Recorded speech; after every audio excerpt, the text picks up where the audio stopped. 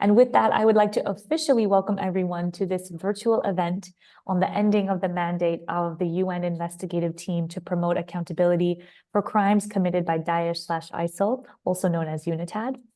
My name is Jahan Piralwala. I'm a research and advocacy officer at the Global Center for the Responsibility to Protect, based in New York City, and I will be your moderator today. Today's event is hosted by the Coalition for Just Reparations, together with Yazda, the International Bar Association's Human Rights Institute, Human Rights Watch, and Amnesty International. Following the horrific atrocities that were perpetrated in Iraq by ISIL from 2014 to 2017, including likely genocide and likely crimes against humanity, the international community responded to a call by the government of Iraq to assist in ensuring that ISIL members are held accountable for these crimes. Last year, the government of Iraq sent a request to the UN Security Council that the mandate of UNITAD not be renewed following September 2024, which is around the corner. Through a series of interventions today by some incredible experts, we are going to provide a comprehensive overview of the wind down of UNITAD's mandate, contextualize its consequences within Iraq's landscape and the situation of survivors of ISIL crimes, as well as outline some important and critical next steps. Before we begin, I want to quickly mention that today's event coincides with the EU Day Against Impunity for Genocide, Crimes Against Humanity, and War Crimes, and this is particularly fitting given the theme of the discussion that we're going to have today. So with that, it is my pleasure to pass the floor to Baroness Helena Kennedy, who's a distinguished British barrister, human rights advocate, and member of the House of Lords, renowned for her expertise in human rights law and gender equality and civil liberties. And Baroness Kennedy has contributed significantly to legal reform and social justice through her work on various high-profile cases and as a vocal advocate for marginalized communities. We're so honored to have her here with us today. Baroness Kennedy, the floor is yours. Thank you so much, Jaheen. Can I just say what a real honor it is to be asked to take part in this session. And although I won't be able to stay for the whole of it because I'm here, I'm actually in Romania attending another conference where I'm speaking. And so I can't give you the whole of the session's time. But I'm thrilled to be with you and to be with others on this panel who are very distinguished, all of them, and will give a very good account of the horrors that had taken place at the hands of ISIL in that period that has just been described by Jahan. There were grave abuses of international human rights law and international criminal law and international humanitarian law. I mean, these were war crimes, crimes against humanity, and even genocide. And I am one of the people who was of a view that what was taking place was a genocide. The liberation of large areas of Iraq from the control of ISIL, as you remember the context was that there was a civil war taking place in Syria, into which Russia took part too. There was the engagement also of Turkey and the Kurds in that long ongoing conflict. There also were the militias, which had been created in Iraq after the departure of American and British forces. And so that whole sort of turmoil gave an opportunity, and it was opportunistic indeed, for the creation, for a jihadist movement to seek to create an Islamic State in this region. But it came to an end, and it exposed the many crimes that had been experienced by people in the region, but most particularly by the Yazidis. The haunting images of the crimes committed against the Yazidis, which involved the enslavement and repeated rape of Yazidi women and girls, the beheading and slaughter of men and boys, and the burning of people, will remain with all of us, I'm sure, who are around and watching at that time. The witness testimony revealed many horrifying abuses committed against the populations that were under ISIL control. And I've just mentioned a whole set of them. To this day, over 2,600 Yazidi women and children are missing. I've been out to the camps, the refugee camps, met with many of the Yazidi women who had horrifying experiences and heard testimony with them myself of their experiences. I did that some years back, 5 years ago now. And I've also heard testimonies about the horror of women leaving behind their children because they were girls. They were only 15 and 14 and were impregnated and had babies, and then were in camps in Syria after ISIL had been routed, and they had the chance to go back to their own families in northern Iraq, but many of them had to make decisions about not bringing their children because there was still a failure to recognize, and the families found it very hard to acknowledge children who were born of those who had destroyed so many of their people. And so the stories that one has heard in the testimonies are absolutely horrifying. But in order to deliver justice and accountability, evidence seriously had to be collected, and in a way that, of course, was not just hearsay and was of the proper evidential standards and reaching thresholds that we would recognize as acceptable in a court. And that is precisely why the United Nations Investigative Team to promote accountability for crimes committed by Daesh, by ISIL, was created, namely UNITAD. And after the government of Iraq called upon the international community to assist in ensuring that ISIL members were held accountable, a UN resolution was passed, 2379, and that was in 2017, and it established UNITAD to be an impartial, independent, and credible body.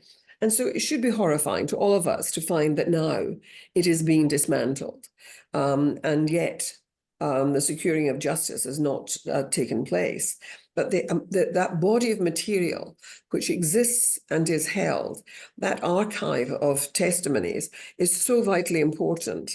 The volumes of evidence, including evidence from different organizations and people on the ground with the intimacy with this community, were able to ensure that the stories were recorded, the pain and suffering not forgotten. And also that at someday perpetrators will face courts and that there might be justice. So this news about ending UNITAD has been shocking to all of us who've been in any way involved, but even to outsiders who just know that justice that doesn't take place haunts generations for many decades to come. It lives on. And it really is regressive for us to be seeing the dismantling of UNITAD. It also destroys trust people have in systems and in institutions, and it really lays a terrible burden on communities that are trying to rebuild after conflict. So we're very concerned about the consequences of this at the International Bar Association, where I run the Institute of Human Rights. And as reflected in the Coalition for Just Reparations report, there are several concerns which will be further developed now in this discussion. Firstly, how does one confront the closure of UNITAD? It sends negative messages to survivors who had hoped that there would be justice in the end. And the lack of response from the Iraqi government when the genocide was being committed suggests that the Iraqi government may not commit to holding those responsible for committing atrocity crimes to account. They've been very poor at dealing with the rapes, particularly. The situation of the women has not been very well addressed by the Iraqi government or the Iraqi criminal justice system. And so it leads to the question is, will ISIL members be held accountable? And I'm afraid that I have serious reservations about whether that's going to be possible if Iraq is in the driving seat.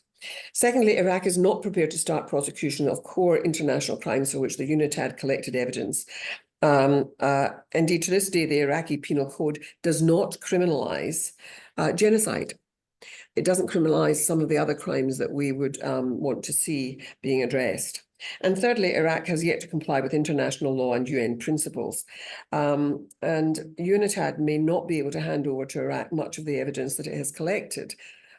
because the Iraqi system of justice does not conform to the high standards of human rights and humanitarian law and so on that we would all be expecting to see. And fourthly, UNITAD has not completed its work, completing investigations, publishing a comprehensive report on ISIL crimes, finalising the excavation of mass graves, supporting Iraq to strengthen their own court and judicial system. That work has not been completed. And specific concerns we have is about the sharing of evidence collected by UNITAD with the Iraqi authorities. There are inadequate safeguards to ensure evidence is stored, preserved, and managed in a confidential manner. And for women particularly, that is going to be really important when it's about sexual violation. So we have very real concern about the ways in which this will work. The ways in which, I mean, I've been working recently with women parliamentarians in the MENA region and speaking to women who were in the parliament in Iraq, because when it was constituted after the invasion and so on, and a new government established, the new constitution, it was, there was a demand that there should be women in the parliament, and there's a certain commitment to a proportion of women in there.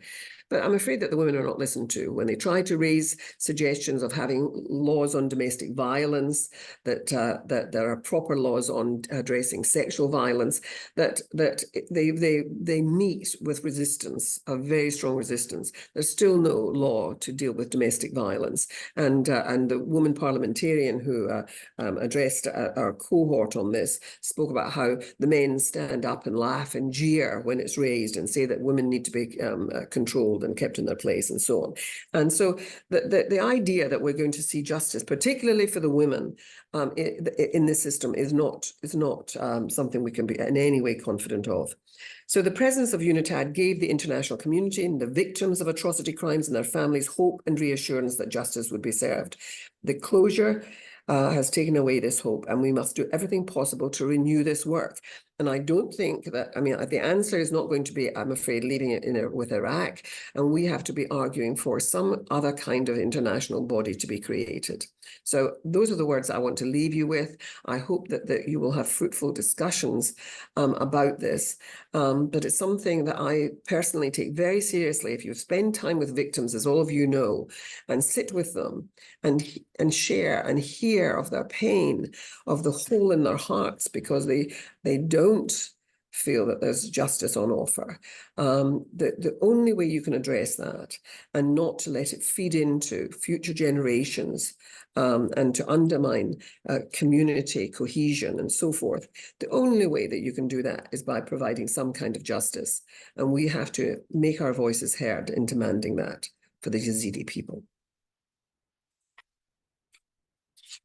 Thank you so much, Baroness Kennedy, for setting us up in such a strong and powerful way. I think all of your words really resonated with all of the experts that are here, and I'm sure with the audience as well. So thank you very much for your time and for framing our discussion so powerfully. And with that, I think all the points that Baroness Kennedy has raised lead us really well into our next speaker, which is Mr. Hassan Jamil, who is the Criminal Justice Working Group focal point at the Coalition for Just Reparations and a dedicated legal professional and humanitarian advocate based in Iraq. So Hassan will present some findings from the coalition, and Hassan, the floor is yours.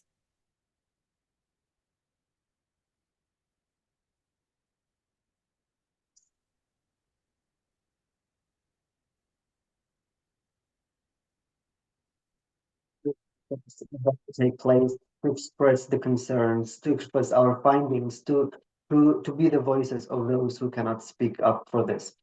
As you may already know, following the Iraqi government's request to the UN Security Council to terminate UNITAD's mandate on September 17th, 2024, the C4JR, representing civil society organizations focused on criminal accountability, reparations, and transitional justice, expressed concerns about the very quick and unstudied decision that made without any consultation with whoever is really concerned about this, with directly affected survivors and also with civil society organizations.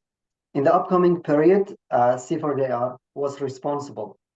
We, as the coalition, we mobilized quickly and organized virtual and also in-person consultations with C4JR members and also survivors networks. Consultations were supported by international experts on criminal law and reparations. Before anything takes place, surveys were sent to all C4JR members in order to understand their position and the situation on how to move forward as the coalition and as the voice of the community. Results of the surveys served as a platform for an in-person consultation in Erbil that took place. Parallelly, C4JR conducted consultations with survivor groups such as Hope Givers, Survivors Voices Network, and also Yazidi Survivors Network, as well as females of victims of ISIS committed spiker massacres. Finally, and as a result of all these consultations, a final reflecting the views of all involved incorporated and was made into a report that was shared with UN official of legal affairs and UNITAD itself. However, I'm going to talk about the report and the concerns that we have had in a short manner.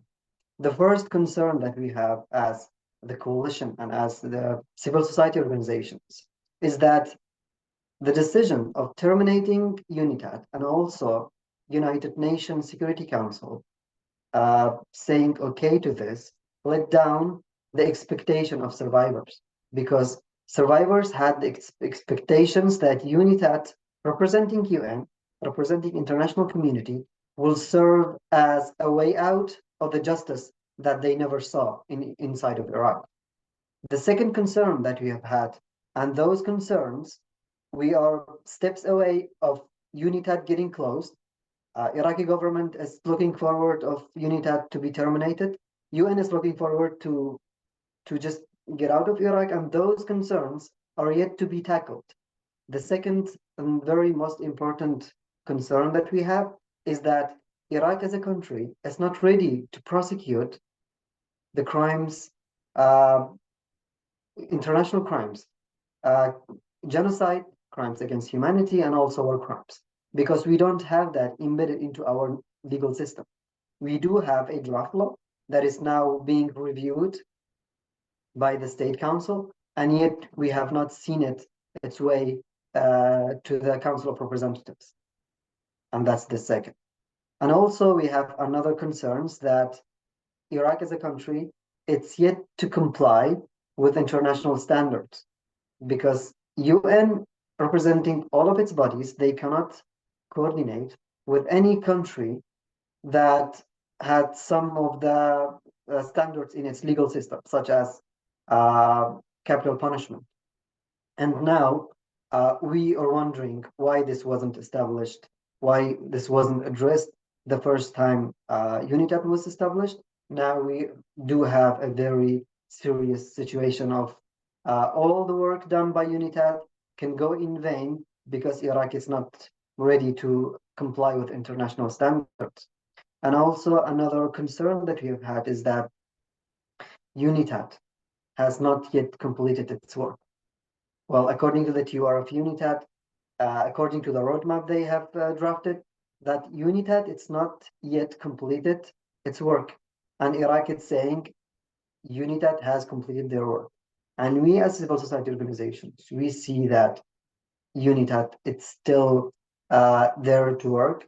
We have yet thousands of testimonies to be taken, recorded, and also support needs to be provided to the Iraqi side. And also terminating UNITAD's mandate based on the roadmap that was drafted by UNITAD will be resulting in hindering the coordination with third states.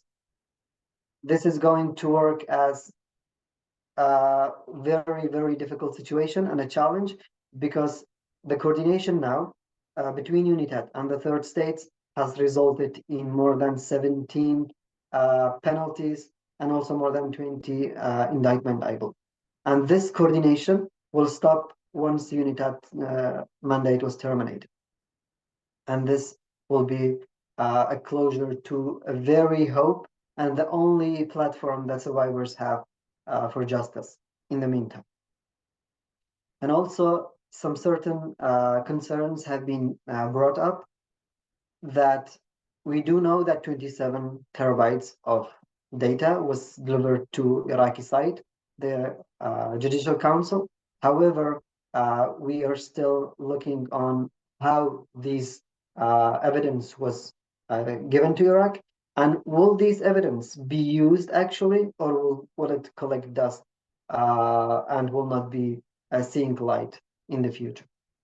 Based on those very much real challenging concerns, we as civil society organizations, we as a Coalition for Just Reparations that we believe we represent the civil society, we do have some concrete recommendations. The first one is that we need, and before the UNITAD going to terminate on 17th of September, we need to work on embedding the international crimes into our legal system, which means an advocacy needs to be made, because we believe that once UNITAD's mandate is terminated, there will be a very much challenging for this law to be passed in the Council of Representatives. And also, UNITAD have not completed its work, needs to agree with Iraq on how to get out. Because based on the roadmap that UNITAD says, it's not possible that we can end our work and complete it by 17th of September. We have that question on what needs to be done if the work wasn't completed. So a clear roadmap between the two needs to be made. And also clear conditions should govern the handing over evidence collected by UNITAD, because we know there are yet 13 terabytes of data needs to be handed over to Iraq, and this is not possible in the meantime because case by case consent need to be given in order to share that, and we are not sure yet if this is going to happen anytime soon. And also the Iraqi government and the UN must agree on a legal framework enables sharing of evidence collected by UNITAD with third states. Because now if UNITAD is going to be terminated, the coordination between UNITAD and third states will not be available anymore. So this coordination will move from UNITAD to Iraq. So has Iraq committed itself to coordinate with other countries, or is it going to be just left over to the Iraqi side to decide who and which country to coordinate with? This is also a very serious challenge, because once Iraq decides to not coordinate with a specific country, the prosecution of ISIS affiliates that country does will go in vain. Another point that when UNITAD closes, a residential mechanism should be established within the UN system. We do not, as the coalition and civil society organizations, we do not want for those evidence to be handed over to Iraq without having any extra copies with the UN, because that will be as a safeguard, as a plan B for the future use in the criminal prosecutions. Also, UNITAD should take all possible steps to ensure that evidence it has collected can be used to benefit survivors in other ways rather than criminal proceedings. Because as many of you know, that those evidence collected by UNITAD was never only for the prosecuting ISIS affiliates. It had a broader meaning to it. It had a very other usage for it. But until now, unfortunately, it has not been used neither for reparations, nor for identification of remains or truth-telling and memorialization. All those evidence using in the criminal accountability and prosecution, it's only one use. We have many other usage usages of this of those data that needs to be taken into consideration now and for the future also. Purpose of these consultations and follow-up with recommendations was to offer the first-hand perspective of genuine civil society organizations and survivors networks who have a stake in Iraq and wants to see meaningful justice to be delivered for them and their country. We are convinced that many other countries are working on the criminal prosecution. However, none of these will be will give the same feeling as for justice taking place in our own country, where survivors and all those affected by that can really be satisfied of such. Until now, no matter what it's going to be done, we need justice. We need a clear path of criminal accountability inside Iraq to be able to live again with all of the affected populations. Those concerns are very much to be tackled before 17th of September. This is a short version of our report that was already shared. Thank you very much. Over to you, Jahan. Thank you. Thank you so much, Hassan, for such a comprehensive overview. And I encourage all of our attendees and audience members today to visit the link that was just put in the webinar chat, because the report goes into a lot of detail and is incredibly important in terms of the concerns of the communities that C4JR consulted with, and also in terms of the recommendations. And I think Hassan has set up a perfect segue into our expert panels now, which we will move to.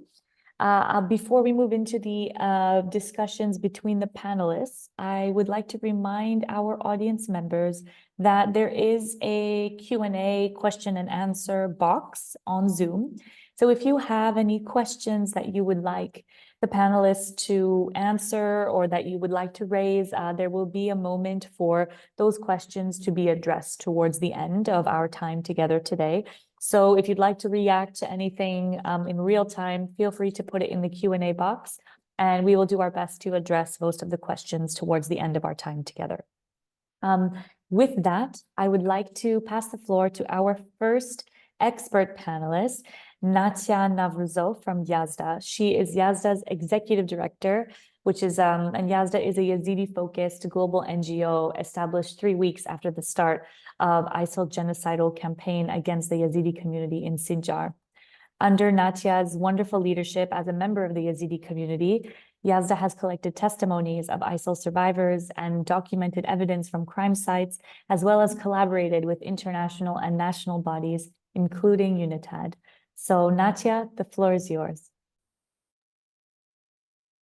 Thank you so much, Jahan, for this amazing introduction. It's my pleasure to be here today with such distinguished speakers and panelists. I want to start by highlighting the importance of today's event, not just because of the topic, but because it is the first time since the announcement of UNITAD's closure that we have in one space governmental representatives, although it is unfortunate that the Iraqi official could not join, but also representatives of affected communities, CSOs, UNITAD, and also legal experts and supporters. This discussion, in a form or another, should have happened sooner, but it is good that it is finally happening today. I believe we have all now made and accepted the fact that UNITAD is closing by September 17, but this was not the case a few months ago. The decision of UNITAD's closure came as a shock to survivors and civil society organizations serving them. We knew that UNITAD's mandate was not unlimited in time, but we hoped for a clean closure after critical milestones would have been achieved. Some of these milestones we were waiting for, and they were also mentioned by Hassan and Baroness Kennedy, are first the passage of a legislation in Iraq to criminalize core international crimes, guarantees from Iraq to follow UN standards, international law, and survivor-centered approach when carrying out prosecutions, the exhumations of all mass graves left behind by ISIS, and at minima, the conclusion of all ongoing investigative lines, including on Sinjar, Mosul, Speicher camp massacre, but also crimes suffered by other groups, such as Christians, Shabaks, Turkmens, and Kakais. UNITAD was a product of the advocacy led by survivors, especially Yazidis. So seeing it close so abruptly and without proper communication or plan is distressing to the communities we serve. UNITAD was also meant to be only a first step. We advocated for justice very early on after the start of ISIS attacks on the Yazidi community. We wanted a proper mechanism to prosecute the perpetrators. We wanted a tribunal, international or hybrid. But we were told back then that there was no appetite for that. And our calls have been ignored for almost a decade now. But the closure of UNITAD should not be perceived as the end of the quest for justice for ISIS survivors. And moving forward, we need to recenter the discussions around their needs. We have now a unique opportunity, 10 years after the start of the attacks, to reflect on what has been achieved so far and what else needs to be done. In terms of achievements, UNITAD has collected a huge amount of evidence, and I'm sure Anna will be presenting some of that. UNITAD has also ensured that exhumations progress. Only 2 days ago, the Iraqi forensic team, with the support of UNITAD, started exhumations of the Alo Antar well mass grave in Tel Afar. It is believed to be one of the biggest mass graves left behind by ISIS and in Iraq in general. We welcome this step while UNITAD is still in country and can provide expertise. Additionally, thanks to UNITAD's work, there were successful convictions of ISIS members for crimes against Yazidis in third states. In Germany alone, we witnessed 9 successful convictions, including 3 for genocide. UNITAD's work led also to the advancement of multiple investigations, and new trials will start this year in the Netherlands and in Sweden. This movement towards accountability is slow, but at the same time, we have achieved a lot, despite the absence of a global and holistic response to ISIL crimes by Iraq and by the international community. But moving forward, and with UNITAD's closure happening, we also need to face what we have not achieved yet and ensure we join forces toward these objectives. I just want to highlight three objectives that are very, very important. So, and as Hassan also already mentioned, first, the evidence collected by UNITAD needs to be secured and remain accessible after its closure. Iraq and the international community have the same objective from what we have heard over the past few months during our advocacy. Both want ISIS to be held accountable. So the evidence collected by UNITAD should not be held hostage to political games. We want the UN and Iraq to set up a mechanism which will continue the analysis of the evidence collected and also continue to process requests post 17th of September. We also want a clear plan on who will continue the exhumation processes here in Iraq, because this is something that in the consultations we have done with survivors from different communities kept coming up. Who will continue exhumations? Second, we want the reopening of the discussions on the creation of a mechanism to prosecute ISIS suspects. ISIS remains a global threat, and leaving its members, including members from over 80 countries, in camps in Syria, prisons in Iraq, or walking freely all over the globe is not a solution. We ask Iraq and the international community to take concrete steps to establish a mechanism for prosecution which could utilize the evidence that has been collected by UNITAD. Third and last objective, it is important that, and also as Hassan mentioned, that a justice avenue also becomes available for survivors in Iraq. The ongoing counterterrorism trials are not the justice that the survivors are asking for. Therefore, the passage as soon as possible in Iraq of a law to criminalize core international crimes is a must. This, plus an international law hybrid tribunal, will ensure that ISIS crimes are addressed to their full extent, and not only in a handful of trials, in a handful of countries. This will also allow Iraq to play a prominent role in shaping international criminal law. We know that this is something the Iraqi judiciary here wants, but the politicians have to follow. In parallel of the passage of the law, we need to ensure that witnesses are protected and that the trials are depoliticized. Only then will we be able to ensure safety, well-being, and effective participation of survivors. In that regard, I invite you to read the position paper published by Yazda and C4JR on how a survivor-centered ISIS mechanism in Iraq could look like. In conclusion, we need to keep hope that the process of justice will continue after September, and that UNITAD's closure is not the end, but an opportunity for reflection and renewal. CSOs present in Iraq remain mobilized to continue to support that process and to support the affected communities we serve. Again, it's a pleasure to be here today, and I really, really look forward to the discussions.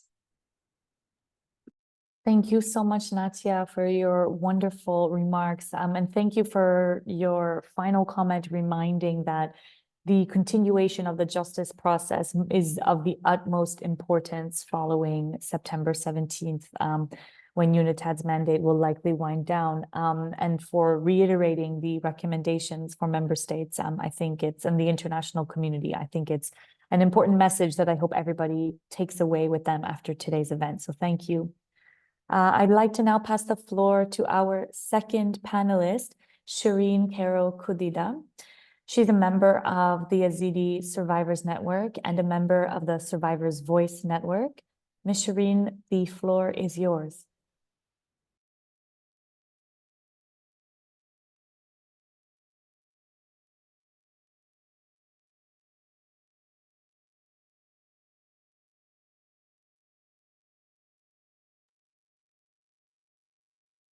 Shireen, I wonder if you can come off mute because we can't hear you.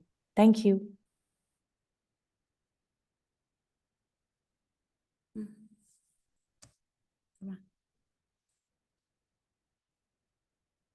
هسه تسمعوني؟ تمام. مرحبا جميعا، أنا اسمي شيرين، أحد الناجيات من جرائم داعش. طبعا كناجيات من المجتمع اليزيدي، من سمعنا خبر انتهاء ولاية يونيتاد في العراق كان خبر كلش مفاجئ بالنسبة لنا، وما كان بشكل أو بطريقة رسمية أبداً. يعني سمعنا من مواقع التواصل الاجتماعي أو من بعض الأصدقاء اللي يعملون في منظمات المجتمع المدني. ولأنه فريق يونيتاد تم إنشاء هذا الفريق بطلب من مناصرة الناجيات من المجتمع اليزيدي للتحقيق في جرائم داعش وما جرى لليزيديين على أنه إبادة جماعية.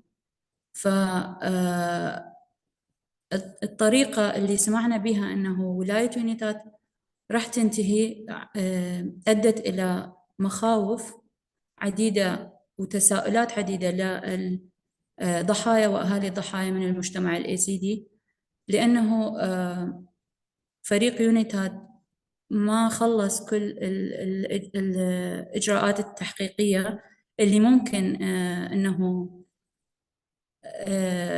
يخلصها يعني بهاي الفترة القياسية، لأنه هاي إبادة جماعية وتحتاج إلى وقت طويل حتى يقدر أنه يعمل كافة التحقيقات على صعيد الإبادة الجماعية، لأنه بعد هناك الكثير من المقابر الجماعية واللي قريبة إلى سطح الأرض لم يتم فتحها أو تنقيبها. هناك الكثير من الرفات التي تم انتشالها من المقابر الجماعية ولكنها لا تزال في دائرة الطب العدلي ولم يتم التعرف عليها، وكثير نقاط يعني نحن عندنا مخاوف من عندها، لأنه فريق يونيتاد تم إنشاءه على أساس التحقيق في جرائم داعش،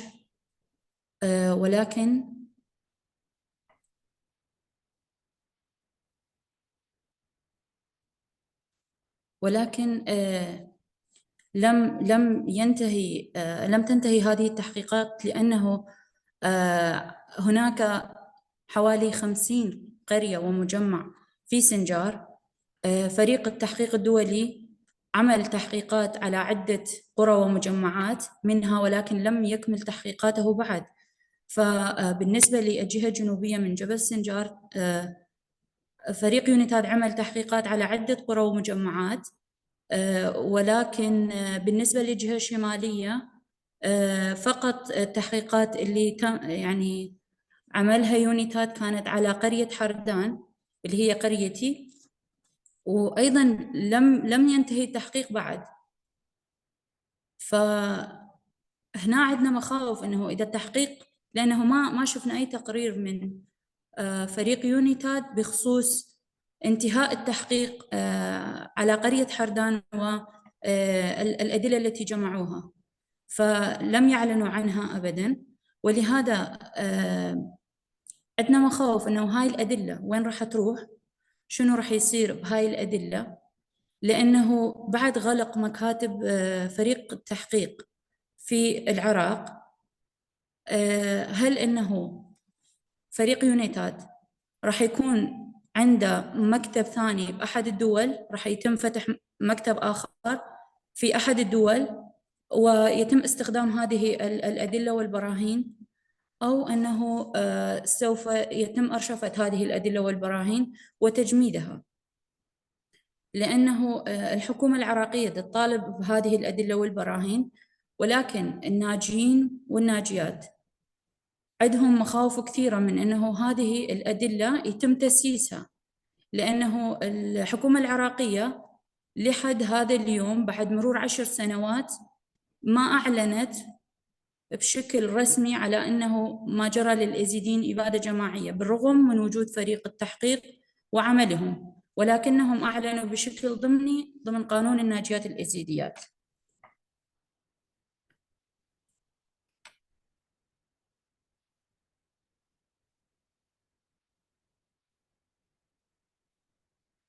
فهل هناك خطة من قبل الحكومة العراقية بعد انتهاء ولاية يونيتاد في العراق، هل هناك أي خطة للتعامل مع هذا الملف؟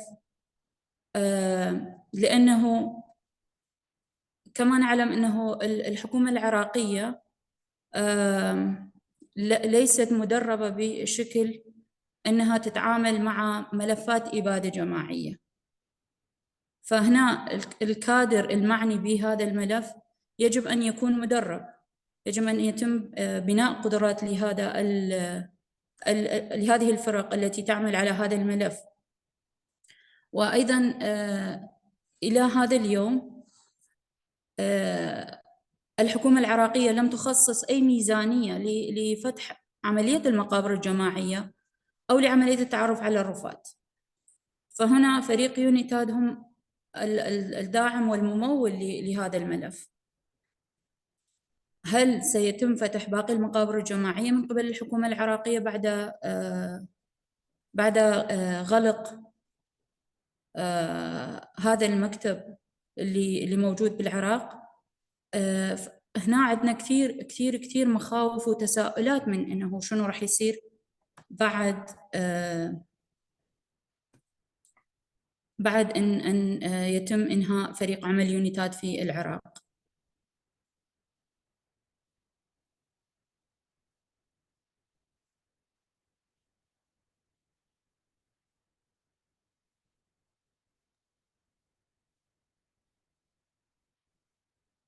Thank you, Shireen. Thank you so جزيلا. much for your comments and for raising the really important questions that you mentioned, especially towards the end, about if there is a plan from the Iraqi government to, after UNITAD ends, to deal with the areas that require really specific expertise regarding genocide investigations. And thank you for re-emphasizing that this was UNITAD's added value, especially in helping uncover the truth and uncover the facts needed in order to reach justice. So thank you, Shireen, for your time and for sharing those thoughts. And now it's my pleasure to pass the floor to our next panelist, Dr. Dindar Zabari, who is a steadfast supporter of human rights and a symbol of global diplomacy, with a career that spanned many years devoted to improving conditions in the Kurdistan region of Iraq. He has been serving as the coordinator for international advocacy at the Kurdistan regional government for the past few years. And in this role, Dr. Zabari has helped shape and advance the region's human rights practices. So Dr. Zabari, thank you for being with us today. The floor is now yours.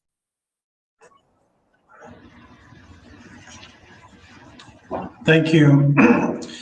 Thank you, Majahin. Thank you for the opportunity, and thank you for the distinguished participants. It's a pleasure for me to be here among yourselves and, of course, their colleagues that we have all served and, of course, coordinated so far for years to bring to justice those perpetrators of ISIS crimes in Iraq. As far as Kurdistan regional government concerned, here at the government of the region, or of KRG, we have set up a mechanism as soon as possible, as immediate as possible, following the resolution 2379. We, in the administration here in the government, we do believe, and we still are advocating for it, that recognition of genocide against the people of Iraq, including Kurdistan region, and of course minorities and communities, must be a global strategy, not only a government strategy here in Iraq or in Erbil or in Baghdad. So we have had our own policy and of course the strategy while before the establishment of UNITAD. Back in 2014, here in Kurdistan region, a high-level committee has been set up to document and of course to gather evidences regarding the atrocities committed in this part of the country. And of course, we have also started to advocate on behalf of the components of the region, both at the international level and of course at the national level, that collection of data, evidences, and of course bringing to trials those perpetrators must be an objective and aim of the government, and of course in collaboration with civil society and international partners.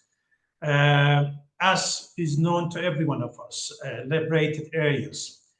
These are the areas that ISIL had occupied and ISIL had taken over. We, in our forces, have lost them, or we have paid the price, both at the level of the forces, of course, and at the level of the people of Kurdistan, and of course, in general, those we call them disputed areas.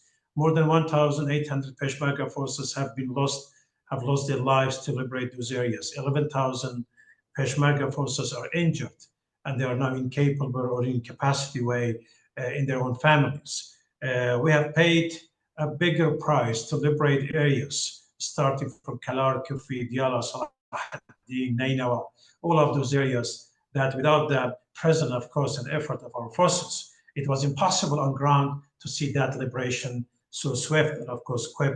Of course, with the coalition forces and air bombardment, of course, the joint command between our allies, Western allies, leading by US, of course, UK, France, Canada, many other countries, Germany. I apologize if I cannot call all of them. Here we are in the process of evidence collection and, of course, in the process of bringing capacity, and third, of course, trials. The first step from my administration was to support directly UNITAD in the effort of the collection of evidence and data. And so far, we have submitted, I have to say, pre and post presence of ISIL in those areas, especially from Sinjar, Nainawa Plain, and all the way up. KRG has submitted thousands, I have to say, of information, be it videotape, be it records, be it documentation, statements, to do with all the minorities and groups and communities in those areas. So we have had an asset, and that asset has been fully collaborated and of course supported directly to UNITAD teams. We have facilitated the establishment of the two main offices of UNITAD in Erbil and Duhok. And that was again another way of support the President of UNITAD and our international experts here in the region. Beside that, we have started to negotiate with UNITAD the process of the legislation. We have had support from UNITAD in the beginning of the initiative. Karim Khan, as a special representative, special advisor, has had his support and of course conveyed the support for the establishment of a specialized court in Kurdistan region before his mandate, before his mission was over. And we have been, frankly, I have to be frank and transparent in this discussion of today, we have been disappointed with the initiative that we have started, specifically from our colleagues from UNITAD, but mainly from the special advisor, where he has given assurances in the beginning of the draft bill of the KRG that UNITAD will be of support to KRG efforts at the level of formalization of this effort. When we had the bill, and bill has been presented from the Council of Ministers in Erbil, in Kurdistan Regional Government to the Parliament, the first reading started in the Parliament. I had for 4 months as experts from UNITAD with me and participating in all the discussions. Yazda was a great partner in this, and I've had civil society with us in these discussions. We included also diplomatic missions in Erbil. The idea was, frankly, we will hopefully come up with the final bill that is acceptable, first of all, to survivors, and second, to our international standards, and of course, third, to those sacrifices that the people of Kurdistan have put in. Unfortunately, the advisory opinion from Federal Supreme Court came up later on and stopped this initiative. Back at the Security Council, of course, Special Advisor from UNITAD has raised the initiative at that level, and of course, praised the initiative of KRG at the level of Security Council, supported by US mainly, of course, at the discussion. But resulted in no more effort. Advisory opinion of the court in Baghdad has stopped the effort of KRG. I wrote personally a letter to UNITAD asking for the intervention. It's time to intervene. Unfortunately, I have the letter in front of me, and the letter I received from UNITAD, still that letter is valid, that this is very much to do with the respecting of the sovereignty of the country. And this is very much in line with the sovereignty, and of course, technical support has been supported. The objective is at this, I have to say, at this stage of the work was, yes, we need to have had this legislation as soon as possible in place, because we knew by the postponement of legislation, this is what we came up with the Block 8 right now, where we have now termination of the UNITAD. And unfortunately, to domesticate the international crimes in the legislation, be it at the level of Baghdad, sovereign, let's say, at the level of federal government or regional government, it was an equal partnership, equal opportunity for administration, be it at the region or at the level of Baghdad. But unfortunately, without any support internationally, our effort has been stopped, and no voices have been heard following that advisory opinion from federal court in Baghdad. Mm-hmm. The second piece of activity or work that we have been successful so far, I have to say, and to speak about it, we continued with all of that, unfortunately, disappointment. We continued to support UNITAD, and we continued to provide evidences. We also have even provided our eagerness and our readiness to support the activity here in Kurdistan. But of course, beside that, we also given valor to have had interviews with detainees in our present situation, present detention facilities. We have also been successful enough with UNITAD in the process of archiving, of digitization of documentations. So far, we have completed around 500,000 of pages at the level of the courts in Erbil, Duhok, Halabja, Germian, and of course, back in Erbil. We also have had a number of capacity building and workshops conducted. But what is, frankly, from the perspective of KRG is important. Now we are the termination of the UNITAD. We also have been member in NCC, Iraqi National Coordination Committee in Baghdad. I personally represented KRG in the meetings of NCC, where we always, as KRG, have been a leading partner to support the activity of UNITAD and make sure UNITAD provide according to their resolution.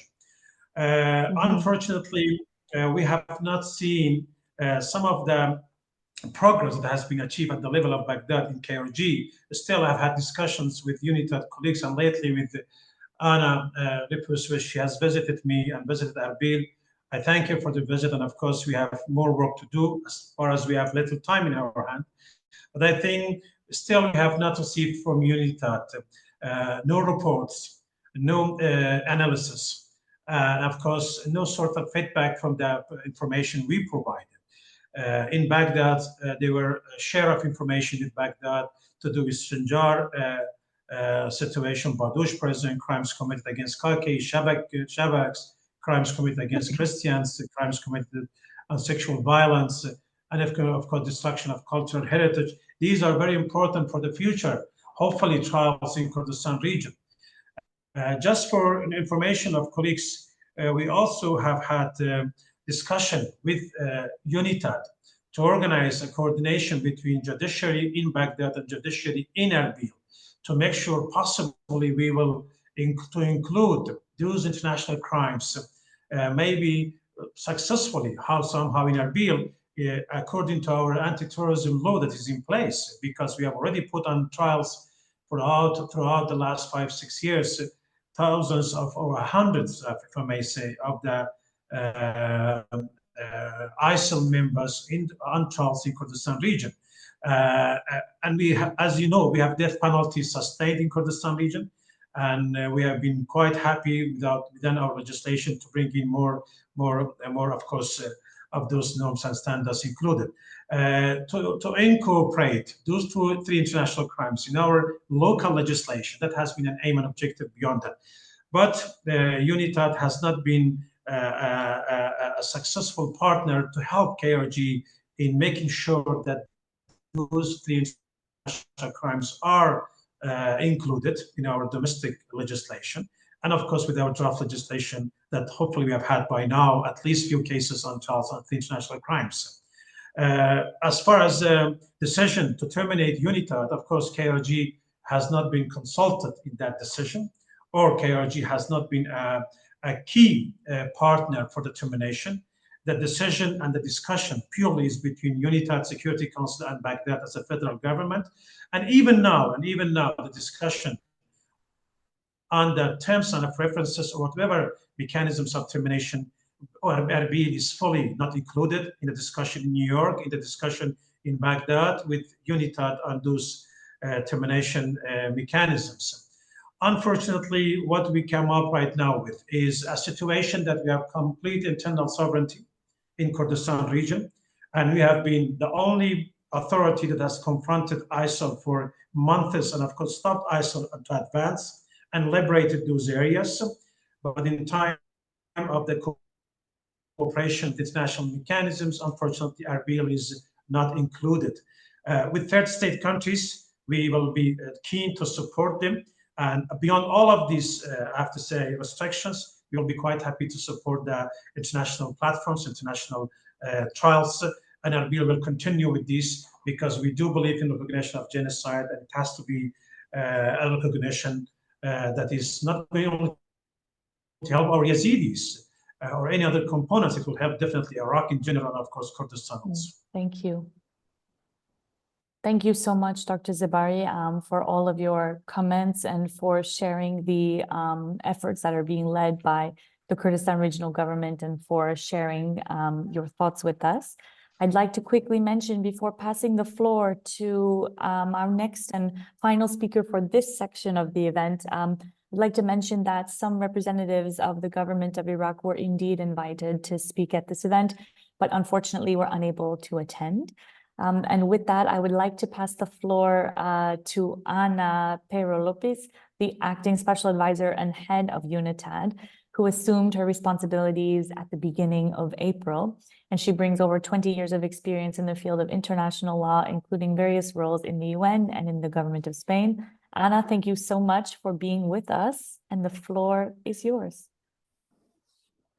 Thank you, Jahan.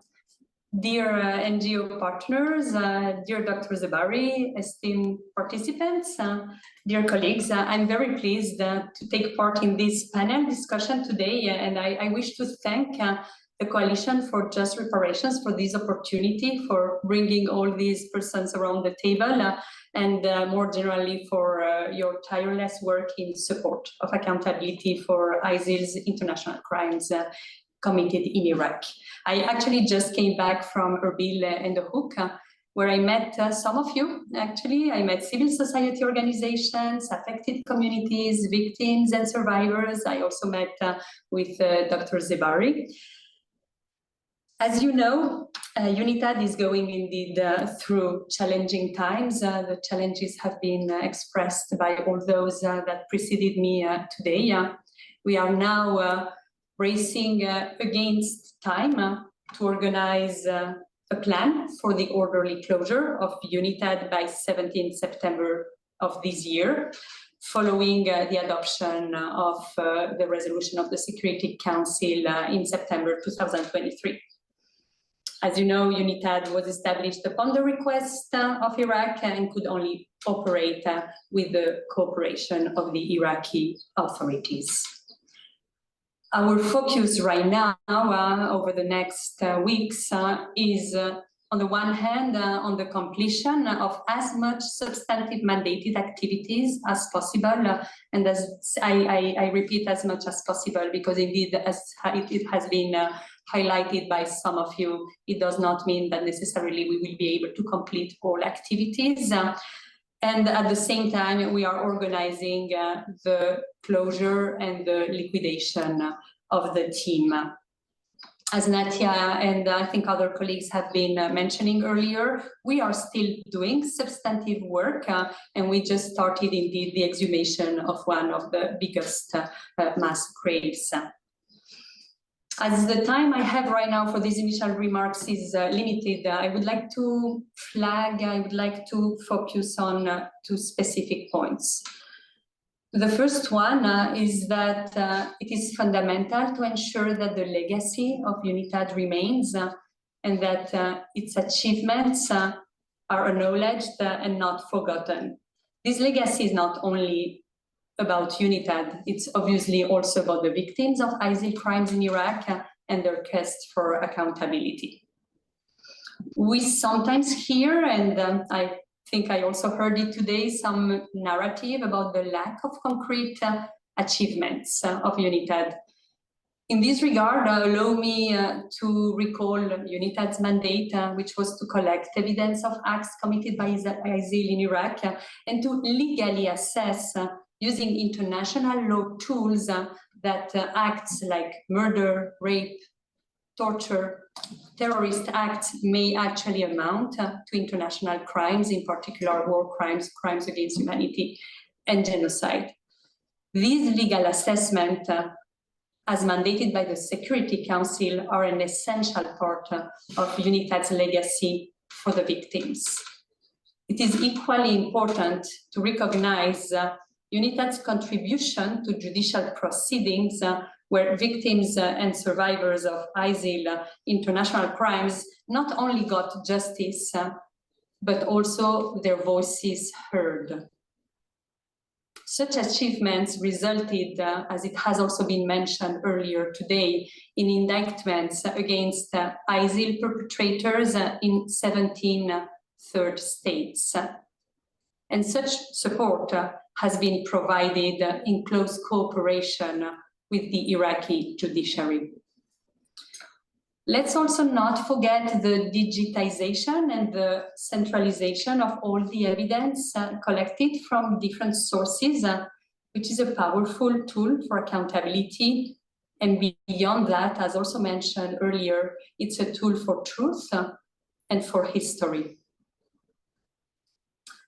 I also would like to refer to what could and hopefully will remain in the country after UNITAD's closure.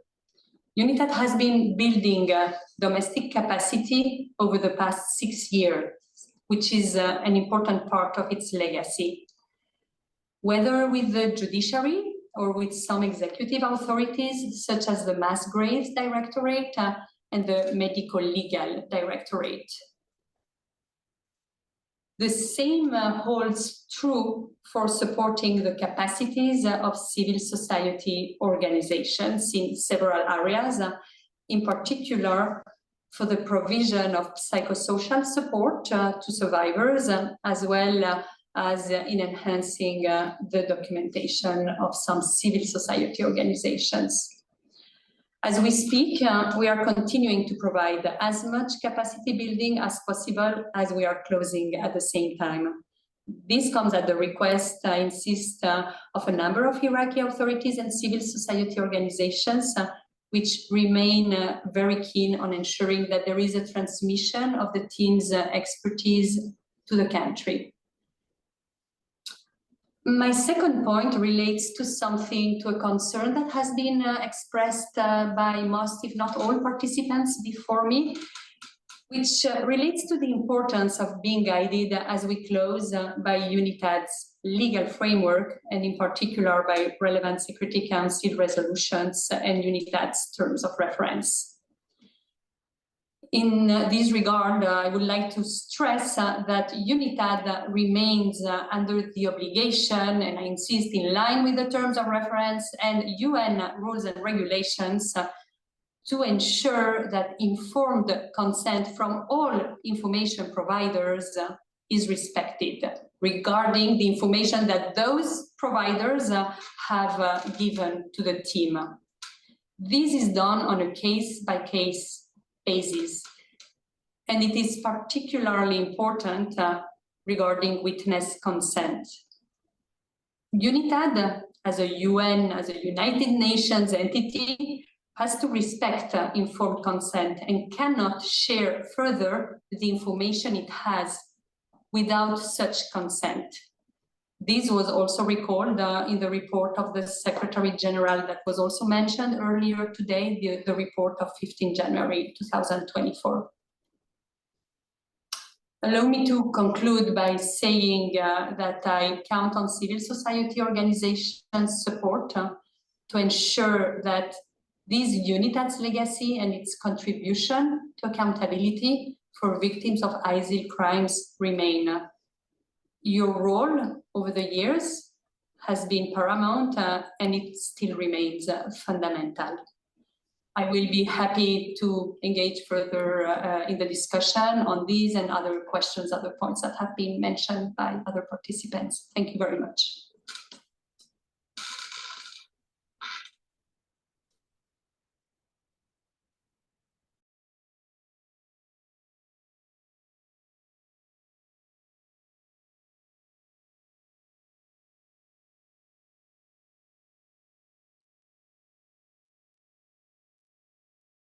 Hi, I think we've just lost Jahan, so I'm going to jump in and thank you for that. Are you here still? Okay, so we were going to do, oh, hang on, she's just said, she's kicked out, so she'll come back in a sec. Okay, so I'll add her back. I think what we'll do now, we were discussing before. Oh, here she is, okay. Forget all of this. And thank you, Anna, for your comment.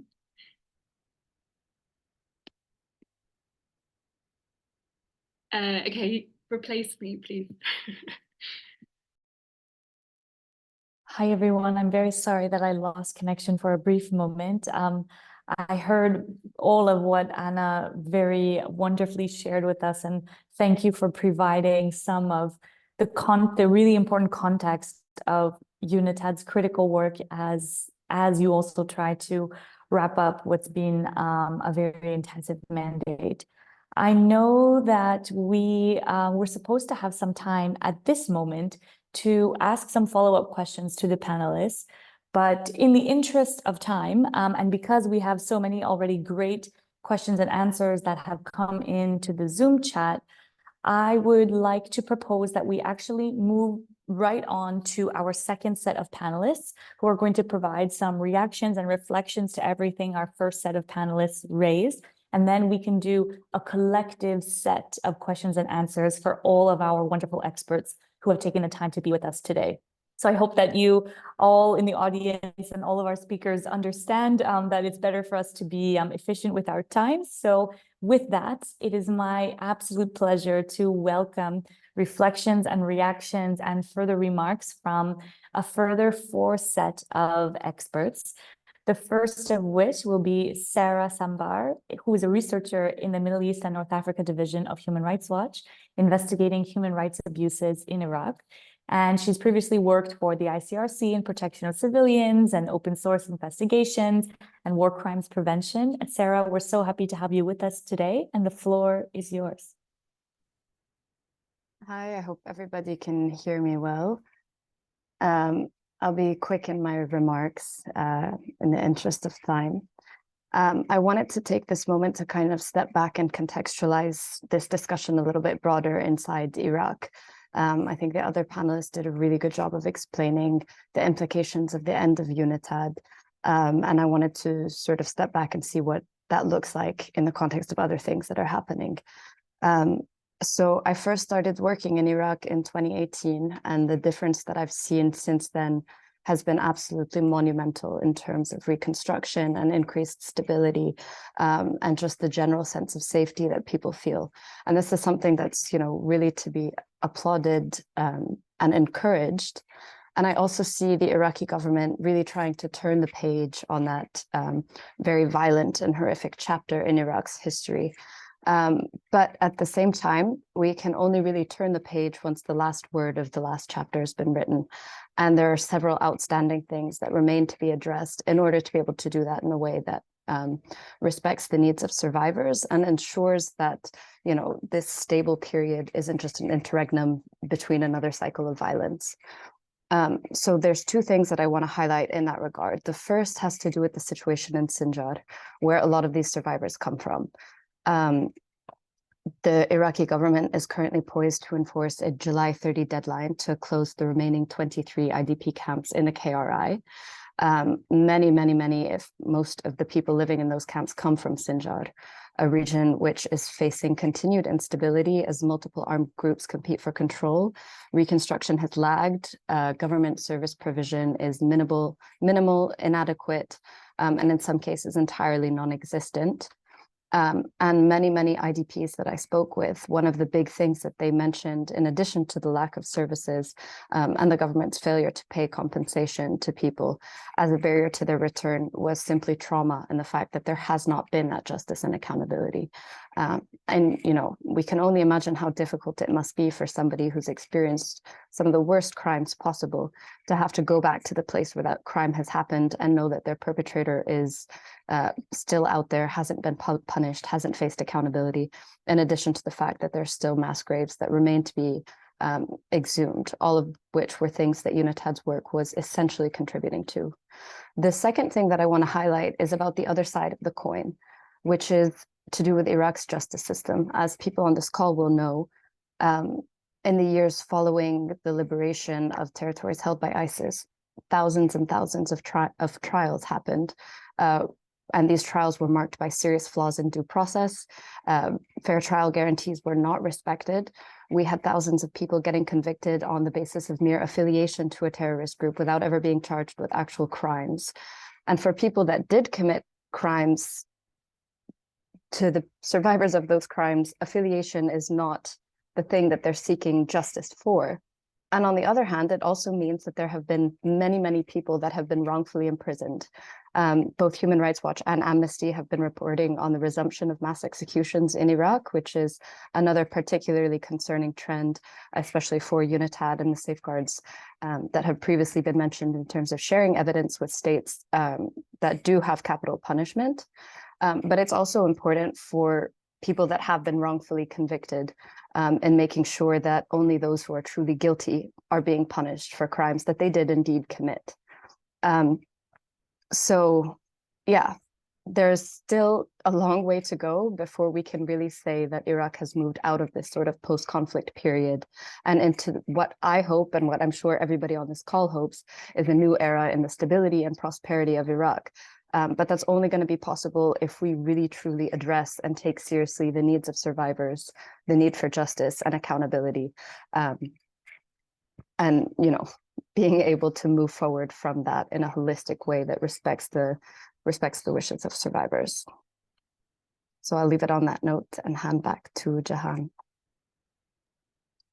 Thank you so much, Sarah, for providing even further recommendations and really painting a clear picture of what the context is right now as we're discussing a drawdown of UNITAD, a wind down of UNITAD, and the very real risks that are present that face survivor communities and other vulnerable communities in the country. So thank you, Sarah, for those additional comments. I'd like to pass the floor now to Dr. Evelina Ochab.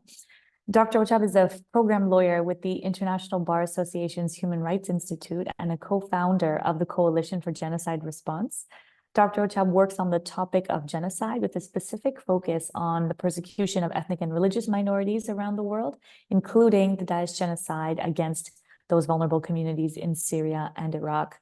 Dr. Ochab, was such an honor to have you with us, and the floor is yours for reflections and reactions and further comments. Thank you very much, Jahan, and a big kudos to all organizers for putting this important event together. And it was really incredible to hear all the speakers before me, and indeed incredible that we are in this situation. And Natia mentioned that it was shock and disappointment hearing about the closure of UNITAD. The same message was we heard from Shireen from the Yazidi Survivors Network. She mentioned also that there was no consultations with victim survivors. And this is something that is at a strong contrast with how UNITAD was established. It was established in response or with the very victim-centric approach. And this victim-centric approach was lost along the way.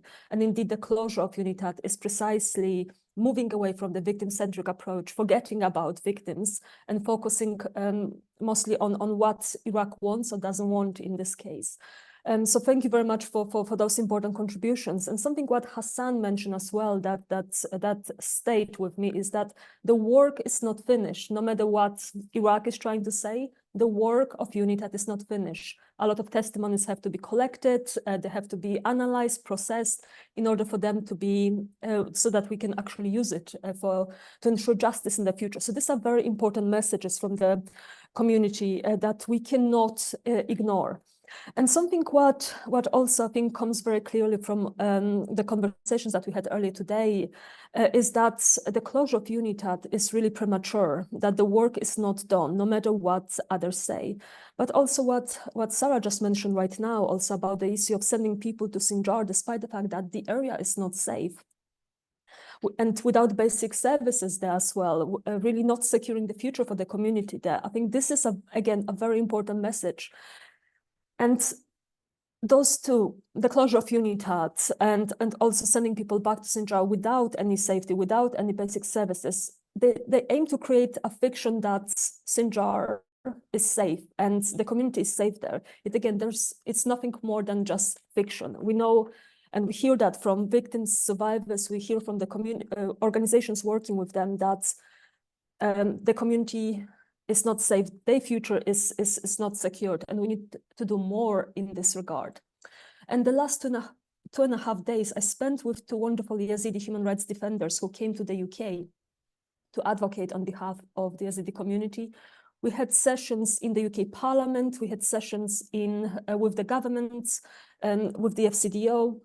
And during those sessions, they also raised the closure of UNITAD. They raised the closure of the camps and sending people back to Sinjar. This all was raised, and we discussed it with politicians, with officials. We received important messages of course, solidarity, but also we discussed action points. But unfortunately, as you all know, just yesterday, the Prime Minister called for general elections, which ultimately means that all those promises and action plan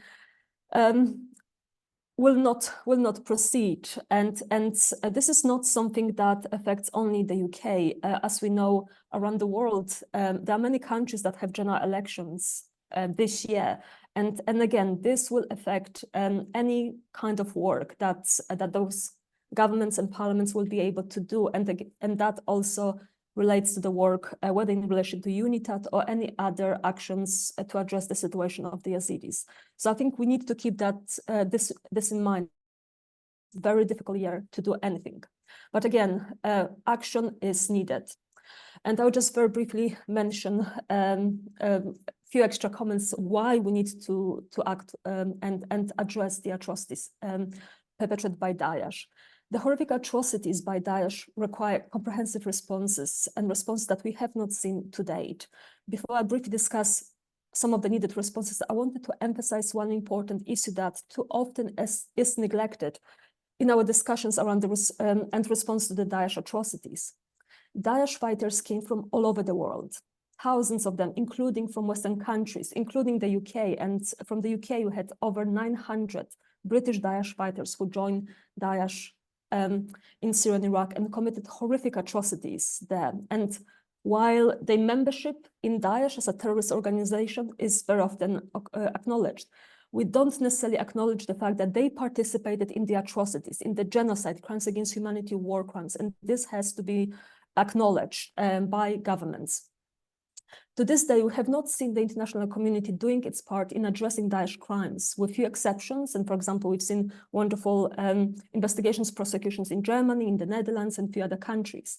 But ultimately, UNITAD was the response to the crimes as far as collection, preservation, evidence, and investigations are concerned, the right response from the international community. It was led by international community. Unfortunately, of course, this work is not done.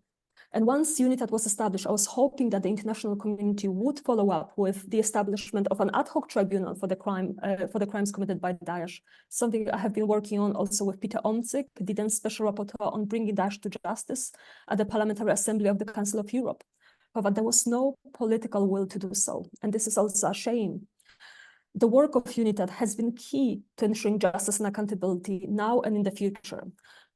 So what's next? And of course, we discussed some of the steps that need to be taken. Hassan produced a wonderful summary of the recommendations that the coalition has been working on, which is, again, something that we need to take on board. We need to hear the recommendations from the community. And this is something that also our parliaments, our governments should be calling for. But unfortunately, we have not seen any kind of acknowledgement and accommodations of those recommendations. And very briefly, one of the proposals that the Human Rights Institute of the International Bar Association has been working on is on the establishment of the international and independent mechanisms to assist in the investigation and prosecution of persons responsible for Daesh crimes since 2014 as a UN General Assembly resolution to take over from UNITAD. Something similar to IIIM as it was established for Syria, when, for example, the Security Council was unable to engage on the situation and was unable to refer the situation to the ICC. And I think, closing, of course, the work of UNITAD must continue one way or another, because without collecting the evidence now, we cannot secure justice in the future. It's very clear. And again, we need to revert back to the approach that we took at the very early, at the very beginning, the victim-centric approach, which is the only way to respond to the atrocities. I will stop here, but I'm happy to answer any questions. Thank you. Thank you so much, Dr. Ochab, for those really important remarks and for reminding about the importance of a victim-centered and survivor-centered approach, which is, after all, the whole reason that UNITAD was created in the first place. And thank you for providing some concrete recommendations for what might happen afterwards in terms of the multilateral system and what the international community can do. I'd like to pass the floor next to Nicolette Waldman. Nicolette's an international lawyer and investigator specialized in human rights and international humanitarian law, and is currently a senior crisis advisor with the International's Crisis Response Program.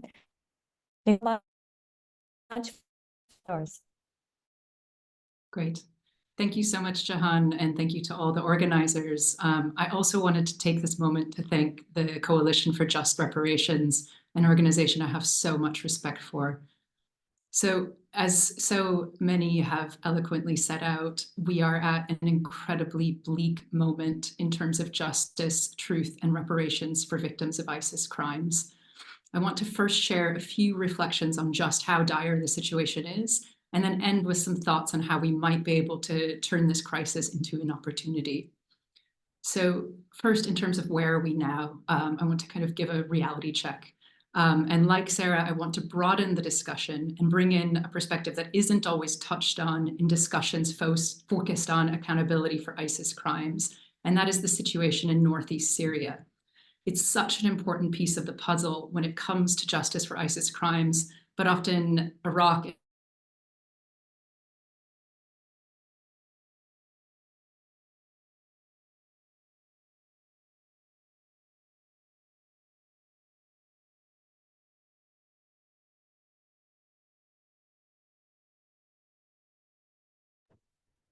I think she's frozen.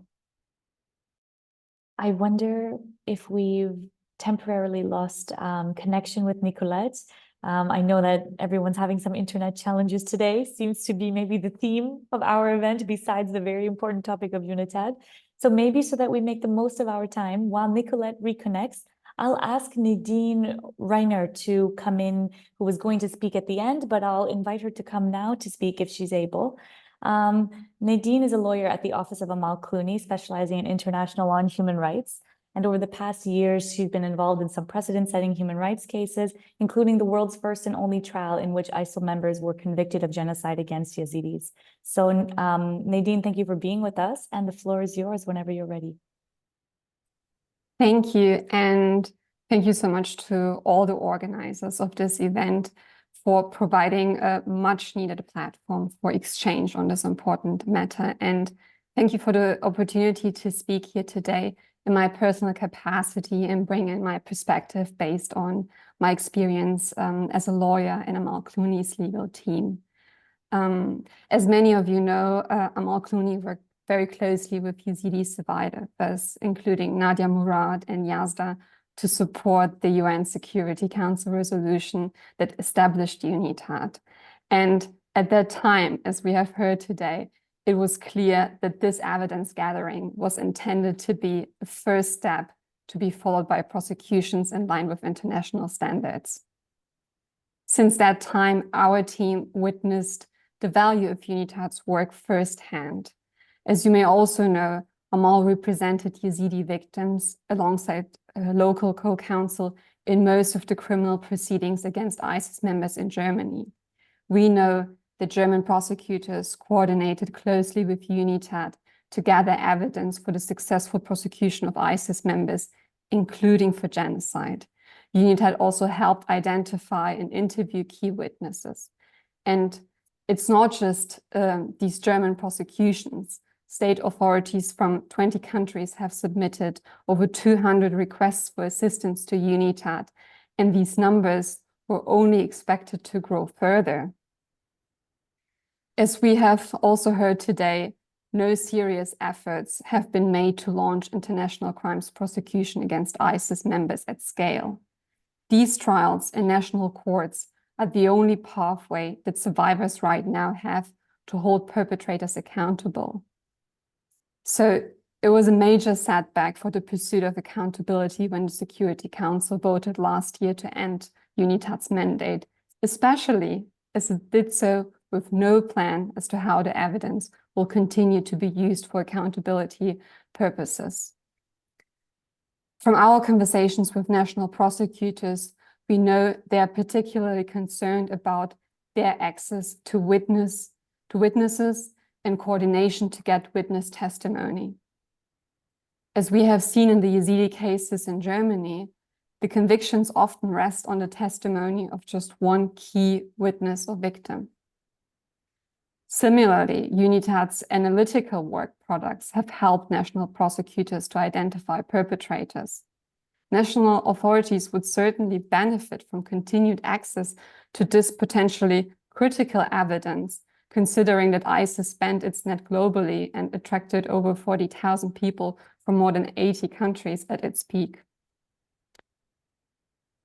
After more than 6 years of work, an international spend of over 125 million in funding, and most importantly, after raising the hopes of survivors, there's today a real risk of UNITAD's evidence going into storage.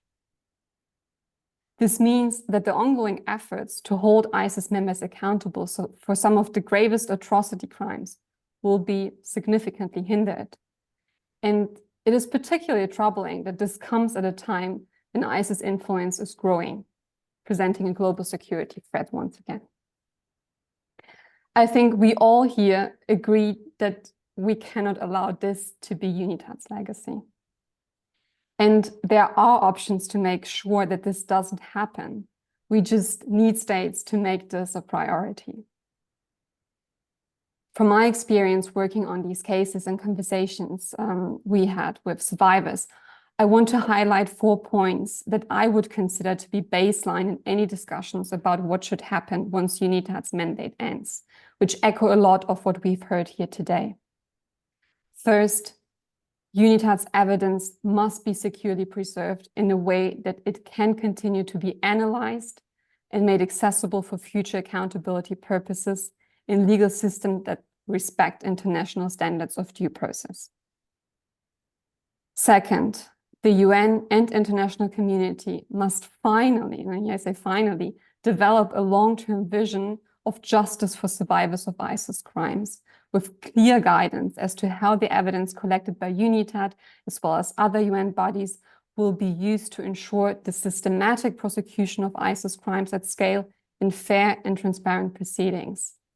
One way of doing so would be through a hybrid tribunal, as Nadia and Evelina mentioned, but this is not the only way.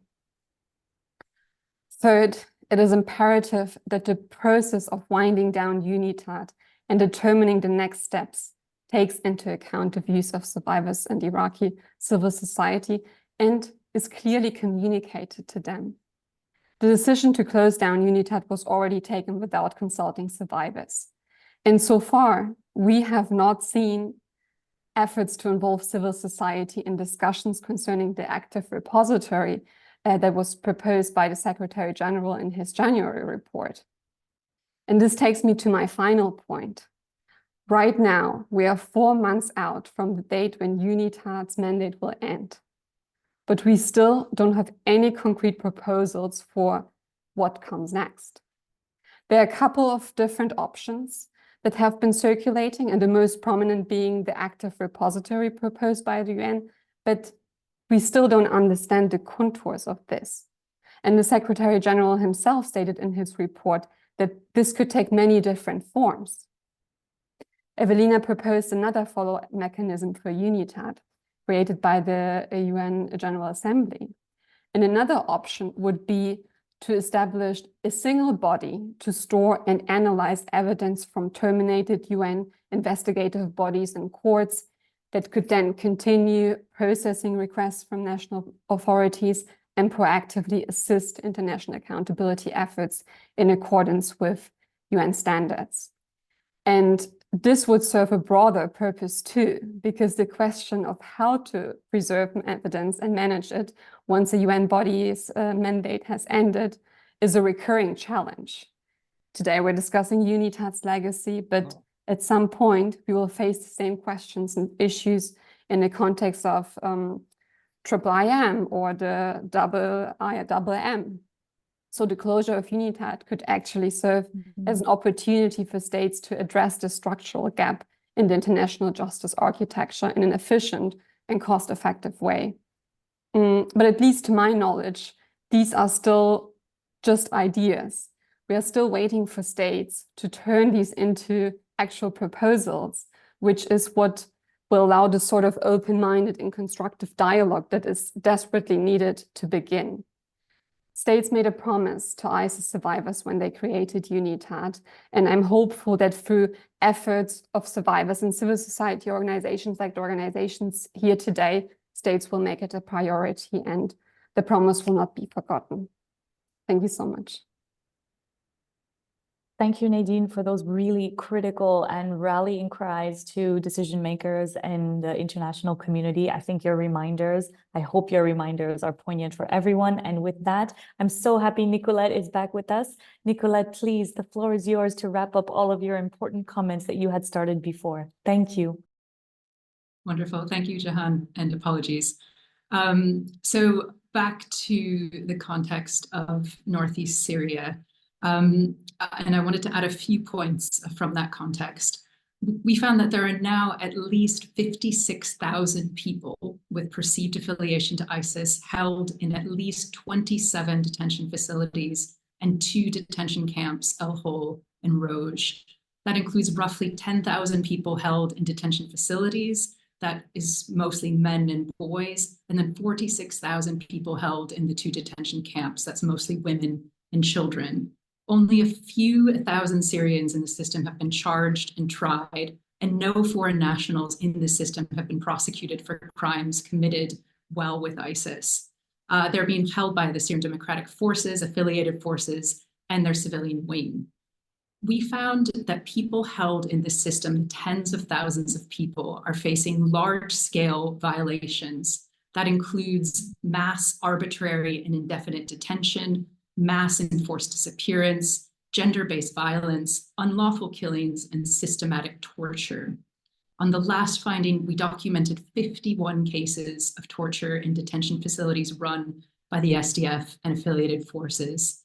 We found that people in these detention facilities are also dying in large numbers due to a combination of the torture they're facing and the deprivation of food, water, medical care, and other basic needs.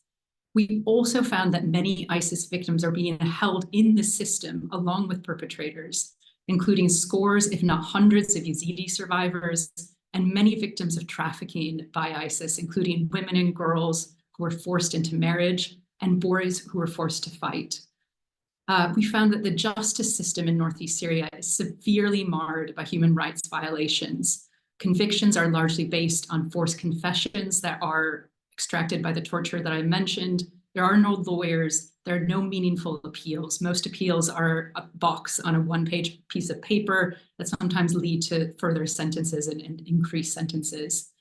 Just importantly, just like in Iraq, thousands of people who have been tried have been on vague counterterrorism charges, such as affiliation or membership. And just like in Iraq, not one person in this detention system has been held accountable for crimes under international law, including war crimes, crimes against humanity, and genocide. So consider this: the detention system in Northeast Syria is marred by these serious human rights violations. It's being supported and maintained by the US-led coalition and the US government. So that's an issue for another discussion. And then in Iraq, as Sarah set out, the detention system for people with perceived affiliation to ISIS is also marred by serious human rights violations, including the routine use of torture to extract confessions and the application of the death penalty on the basis of these confessions, a pattern which is even more concerning in light of Iraq resuming executions in the last several months, which Sarah mentioned. No one in either system has been held accountable for what are surely some of the gravest atrocity crimes of our generation. So overall, both detention systems are violating the rights not only of those held within them, but also the rights of the victims of ISIS and their family members to truth, justice, and reparations. And in this context, UNITAD is closing within months. And as set out by Hassan earlier, they haven't finished their work, and there's no real plan for what to do with the evidence they have collected. There have been several important trials for ISIS perpetrators in third states, but considering the scope and the severity of the crimes committed, the absence of true coordinated international justice for ISIS crimes is glaring. And this is nearly going into the 6th year after the territorial defeat of ISIS. This represents a colossal failure of the international community and the international justice system. What can be done in this context? We believe at Amnesty that in this crisis for international justice, there is an opportunity for reflection and action. In this case, we're calling for the UN to take very bold and decisive action that we haven't seen from them so far, perhaps with the exception of the establishment of UNITAD and some of these mechanisms. We believe this action should come from the very top, the UN Secretary General's office. We're calling on the UN to develop a vision for justice for survivors of ISIS crimes, with guidance and pathways for how the evidence gathered through its mechanisms could be used to support fair trials. As a first step, we believe the UN should lead a justice mapping process. And this process, we believe, should do three things. First, it should include a needs assessment of victims of the crimes committed by ISIS in Iraq and in Syria, to better understand what justice and reparations survivors want to see. And this should incorporate research carried out by survivors groups, NGOs, and other actors. I wanted to mention here that Yazda is working on a very relevant study on this, which will be released in July. Second, this justice mapping process should identify gaps and opportunities to strengthen justice architecture across jurisdictions, which should include establishing processes and systems that would facilitate sharing of evidence and other relevant information for trials, such as the broad evidence preservation system that could be used by all of the UN, some of which was discussed by Nadine. Third, this justice mapping could bring all of the relevant stakeholders together in this moment of crisis, including many of the relevant UN agencies working on this issue, and determine how the trials of those remaining can take place in a human rights compliant manner and ensure that the situation is treated as the crisis for international justice that it so clearly is. Thank you so much. Thank you so much, Nicolette, for really providing such helpful context and also for providing really concrete recommendations as well. We have had such a rich set of panelists who have provided various different perspectives from their areas of expertise. And I hope and I know that it has resonated with a lot of our audience members, because I can see so many questions. Please keep them coming in. And I have the pleasure now to pass the floor to Alana from the Coalition for Just Reparations, who will moderate the Q&A portion of our discussion. And before we do that, I'd just like to say thank you again to our panelists for such rich remarks, and looking forward to hearing more of your rich contributions through the answers. Thank you all. Thank you. We were very optimistic with all of the speakers, but I'm going to try to bring people in now and have a bit more of an interactive discussion, if that is possible. People. Thank you, Hassan, for your overview. Thank you, Alina. Thank you, Nadine. And Nicolette, thank you for opening us to the Q&A with that kind of broader picture. If I add everybody, it might be too many, but maybe I'll add you all and then remove you as we answer. Shireen, can I add you?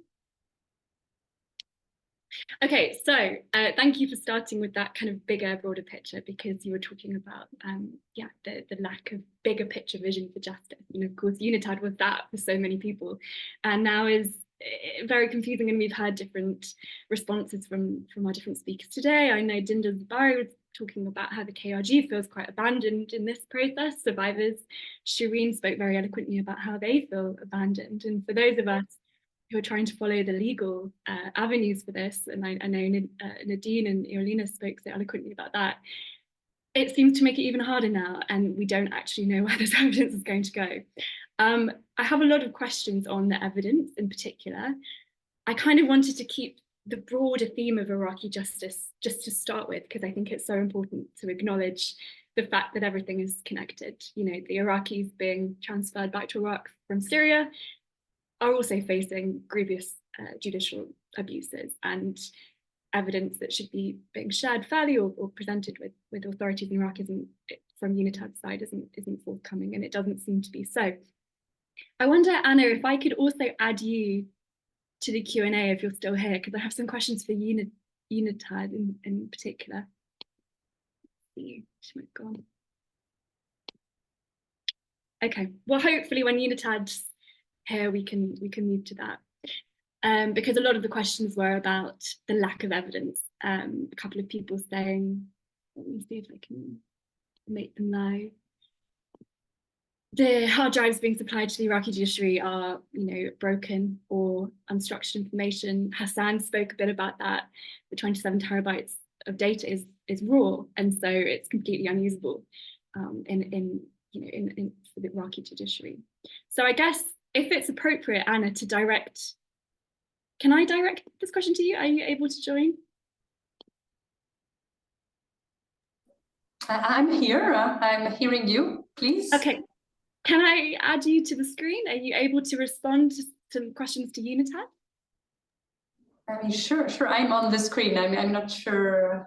Oh, I'm so sorry. Okay, because yours. Okay, there's a different Zoom. Okay, sorry. So my question is this: UNITAD is handing over all of this raw data to the Iraqi judiciary. What are they expected to do with it?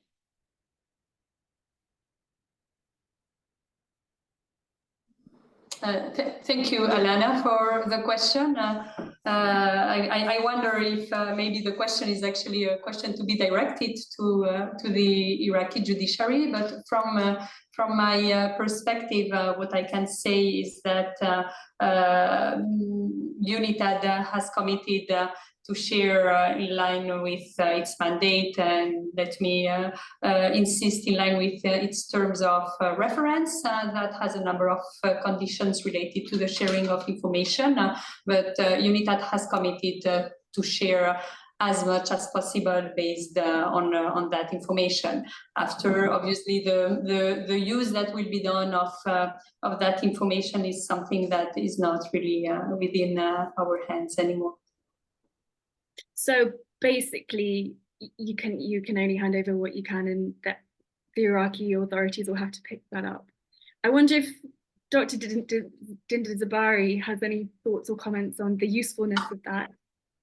I know you spoke a little bit before about you were talking about the KRG's kind of their own sort of plan beforehand with the draft bill to try and pick up some of this. To prosecute ISIL terrorists on the basis of 3 international crimes in the Kurdistan region, and then felt very abandoned by the international community, and I think even UNITAD specifically, because Karim Khan was supportive of the idea, and then kind of that's been dropped. Maybe you could just pick up on that quite quickly for listeners who maybe didn't quite understand. Is that okay, Dr. Dinda? Yes, if I understood correctly, Alana, in KRI, in our region, the political support, as well as judiciary support, and of course, public in general, were very much supportive of the mission, and we were very much hoping that this mission will lead to, let's say, a case or a successful case in this part of the world, that it is possible with international standards. We can carry on with the trials on the basis of international crimes. Information were ready, experts were ready to support. UNITAD as mission had the mandate to support, and by constitution of the country, already ISIL members were put on trials in Erbil, in Kurdistan region, in the 3 provinces here. So there was little room left for Security Council support and UNITAD support to make sure that to domesticate international crimes into local legislations. I think that was a step forward if you have had supported. This was frankly a turn back from my own perspective, a colleague's perspective, a mission itself, a TUR of the mission.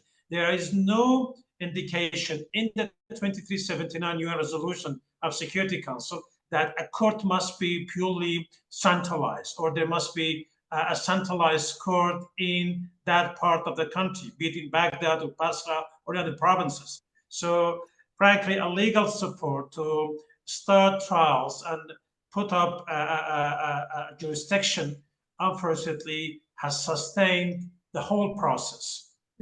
Thank you. It's interesting because your points are almost correlated with Nicolette's. You know, the issue is internal issues too. I wonder if I might be able to put a question to Natia and Shireen if she wants to join, because I appreciate you having so much time to speak. A lot of questions about the C4JR report. a couple of people say thank you, paraphrasing, but thank you for presenting the negative effects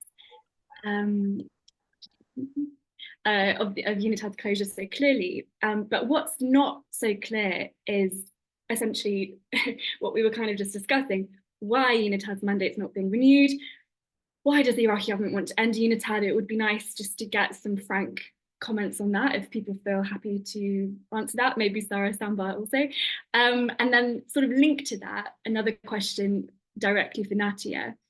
Number 5, the 5th concern of the C4JR report basically says that preventing evidence sharing with third states will hinder the process, which makes sense. But this person from your question understands that the sharing of evidence with third states has already resulted in a few successful convictions. So I think what their question is getting at is kind of linked to the logic of the government. Is there now an effort by the government of Iraq to prevent the sharing of further evidence after UNITAD's closure?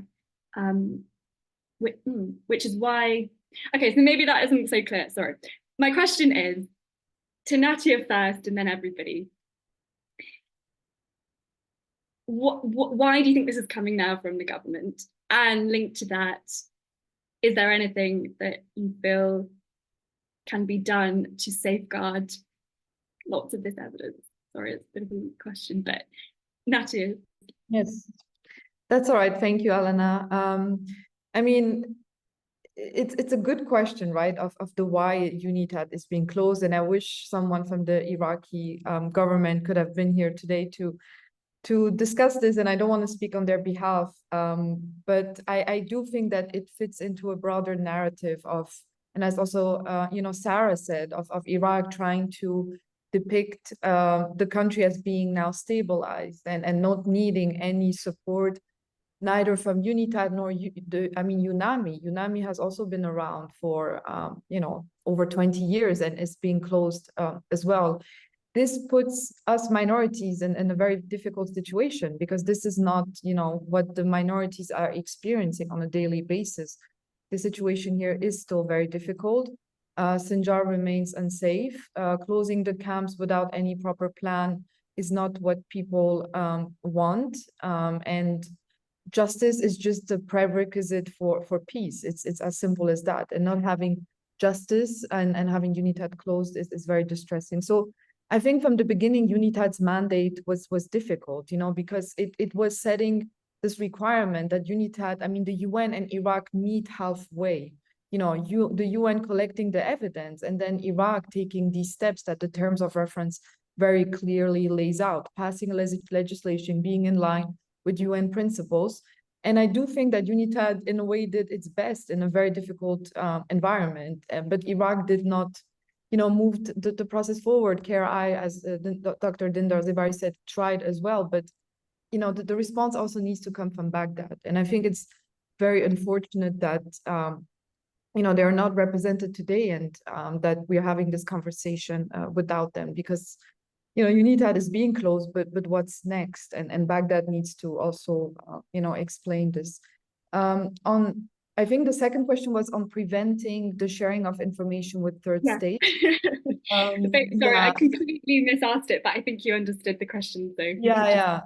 No, I think there are different points here. I do think that UNITAD was very convenient for third states who do not wish to maybe have direct mutual legal assistance with Iraq, and for different reasons. Again, not want to speak on their behalf, but there's of course the death penalty issue, some concerns about the judiciary. All of that makes that UNITAD was very, very convenient for them, and they prefer to go through UNITAD rather going to Iraq directly. And I think what Iraq is now wanting to have is that countries come to them directly, which is also understandable, right? We do understand Iraq's position on its sovereignty, and we do believe that it's always better for countries to speak to each other.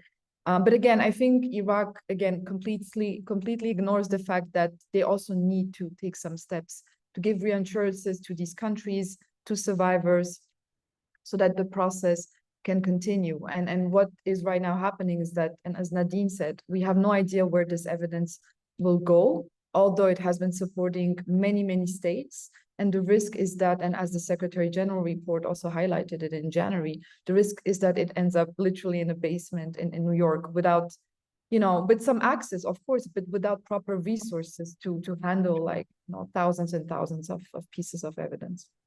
Yeah, thank you, Natia. I'm jumping around a little bit because I would like to bring in everybody, but I wonder, Anna, if I could ask you one more question, because essentially what you're saying is, I know we've already raised it in the various talks, but this is now a matter for the Iraqi authorities, right? They're the ones who've entered the mandate, and the evidence is what the evidence is, and if you can't share it, you can't share it. So I guess, I mean, that makes sense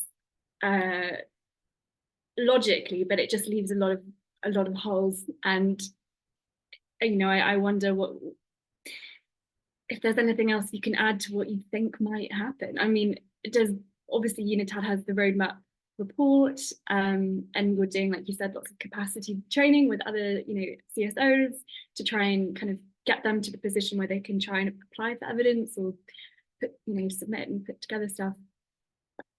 This time next year, what will the situation be in Iraq? Is there any sense that UNITAD is going out with a plan?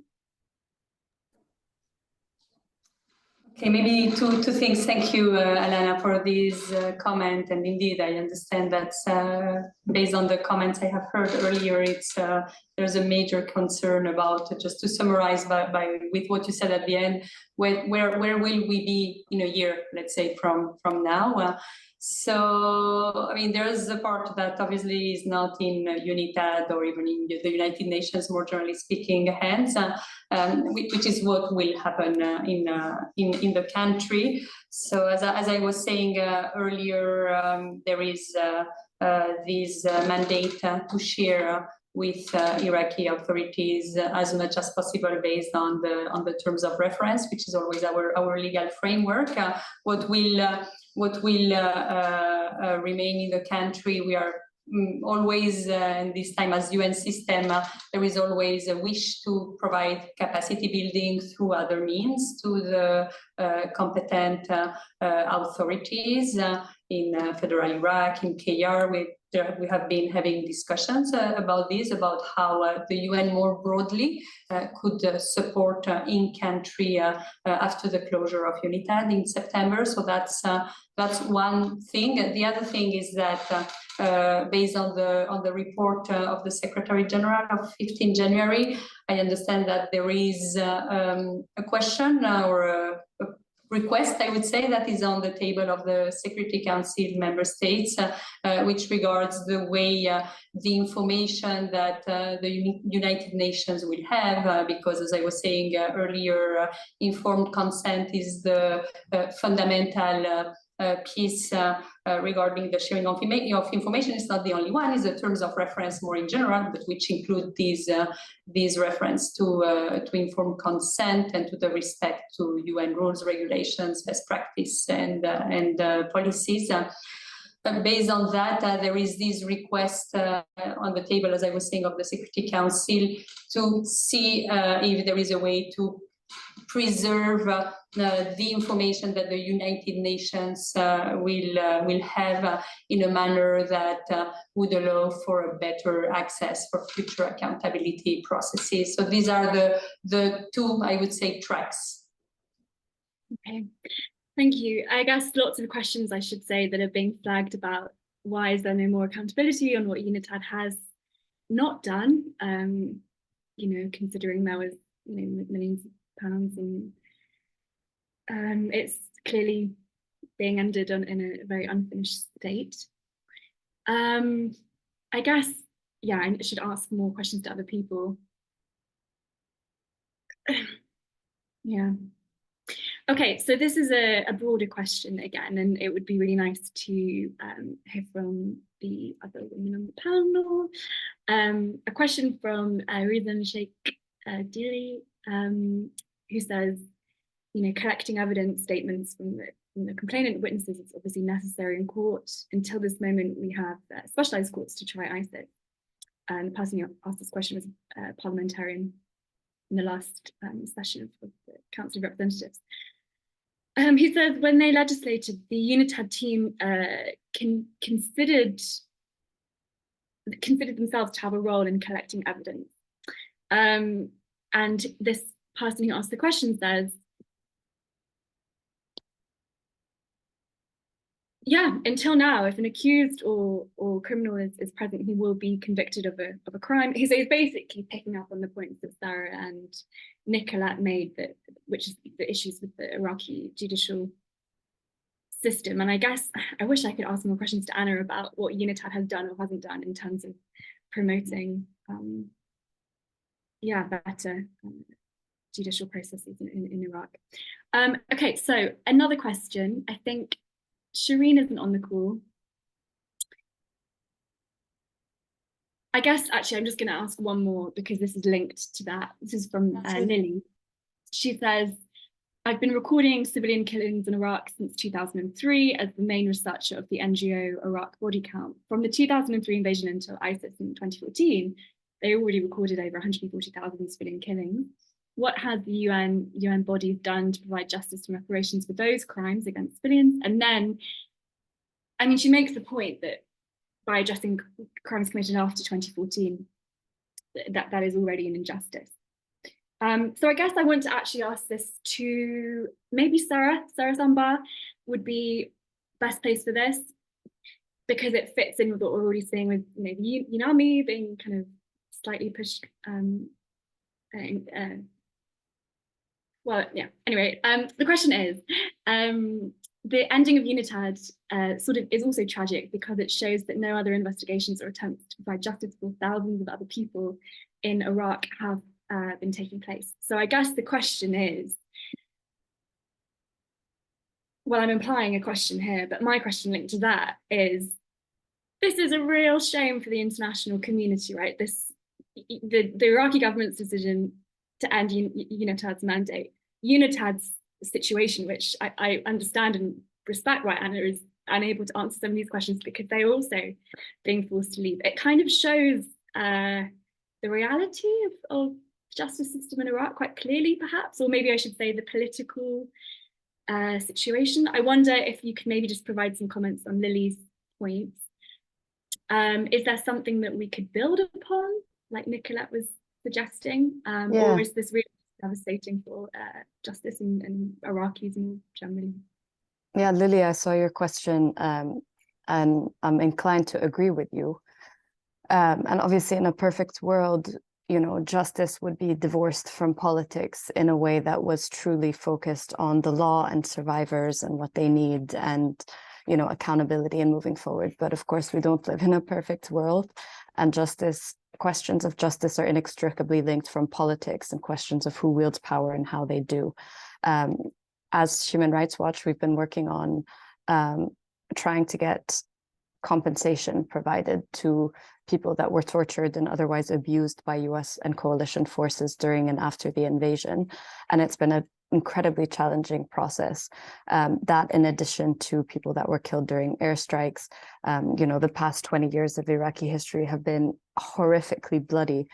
And what the closure of UNITAD shows us, unfortunately, is that we do live in a world where questions of politics and power often outweigh and supersede questions of justice.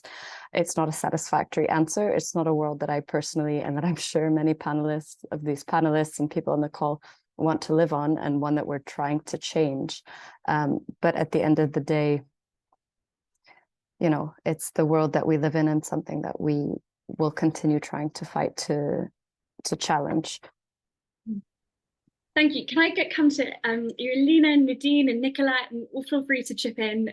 Don't feel like you have to wait for me to call you because I realise we're running a little bit over time and I haven't heard from everybody.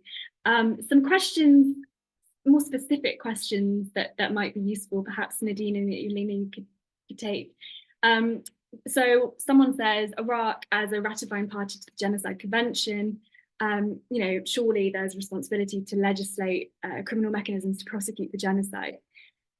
this is something C4JR has been working on. Hassan is also on the call, so he can respond to this too. So maybe I can put this to all three of you to jump in, if you don't mind that we've gone a bit over, because this could be a more constructive approach, because essentially putting it back into the government's responsibility. If that's okay, I would just jump very quickly. Please. Oh, sorry. Just from the international law perspective, just to re-emphasize, of course, that's precisely what should have happened. Iraq has an obligation to introduce effective laws that will enable prosecutions of Daesh fighters. As you know, one of the duties under the Genocide Convention is the duty to punish. And that includes introducing legislations, criminalizing genocide, and ensuring effective prosecutions. And this has not happened. And I'm sure Hassan will be able to update you about any proposals that were on the table and never manifested, were never introduced. And this is a massive shame. And we heard lots of promises, but I will not comment here more. And Hassan can explain and a little bit more about the proposals that were there. So thank you. Well, I have had this conversation with a lot of MPs, judges, high officials within the government. We need to be very careful about this point. We civil society organizations are demanding the government to pass a law that prosecute ISIS affiliates with international crimes. At the same time, we are asking the prosecutions to be done according to international standards, which those 2 points, in their point of view, the way I have sensed it, they say that those 2 things are somehow contradicting each other. On the one hand, you're saying abolish the capital punishment. On the other hand, you're saying we need to add more crimes. What do you want exactly? Do you want those to be prosecuted and imposed with the harshest penalty ever, or you just want to do it according to international crimes? Well, they just see it as from one specific angle. They see a crime, they see prosecution, and they see a verdict, a capital punishment. They don't see it the way we see it. They don't see it the way that we're saying, okay, international standards do allow us to prevent this from happening in the future. They allow us to make it an international issue. They don't see it like that. I have been told, like, in this simple words, what is it exactly that you want? You have the ISIS. We are prosecuting them according to terrorism law. They are being prosecuted and they are being convicted with death penalty. What else do you want? And I'm like, it's very hard to argue this with this type of mentality. But this is as simple as that. So very much work needs to be done in capacity building to make them understand that those 2 things are not in a contradiction, and we actually do have a point of that. There is another point that there was a question that why now? Why UNITAD is going to end now? I'm sorry, just 10 seconds. No, it's okay. Make the point, but then also I would like people just to chip in. Don't feel shy. I mean, don't speak over everyone. But I think we should be a bit more discussive, and it would be great to hear. Sorry. From some of the discussions with high officials within Iraq, they're saying, and already here, that UNITAD, since from its establishment, they have collected and received millions of dollars involving in political initiatives, not actually doing what their mandate was. Actually, they have done nothing that the Iraqi government can't use, and now we don't need them. Actually, we haven't. They haven't been helpful to us. We don't need them, and that's it.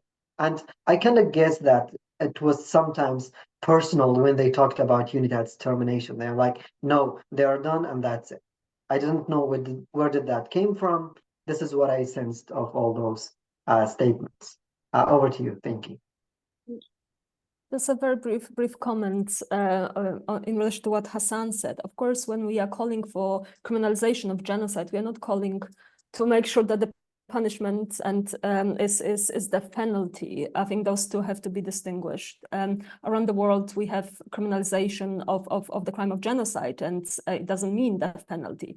So I think it's those two have to be distinguished, and the abolishment of the death penalties is also key. And as you mentioned, what really needs to happen as well is a proper reform of also criminal procedures laws and ensuring the right to a fair trial in Iraq, etc. So those have to happen, and along, of course, criminalization of genocide, very, very key. And effective punishment doesn't mean death penalty.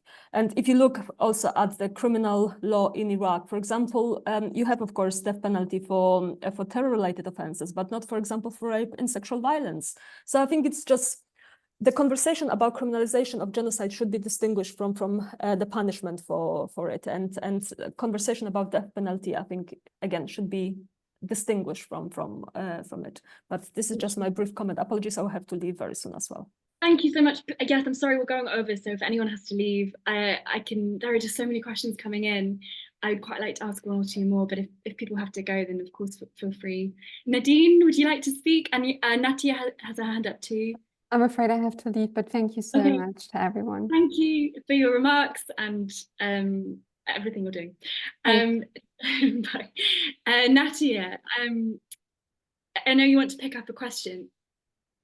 I just wanted to very briefly comment on the death penalty point, because this is something, that also came up a lot in the conversations we're having with survivors, and often their concern is that, what needs to be reformed is the judiciary, but also the whole prison system, because a lot of the ISIS members who enslaved them were actually previously in prisons, and they escaped for various reasons. So,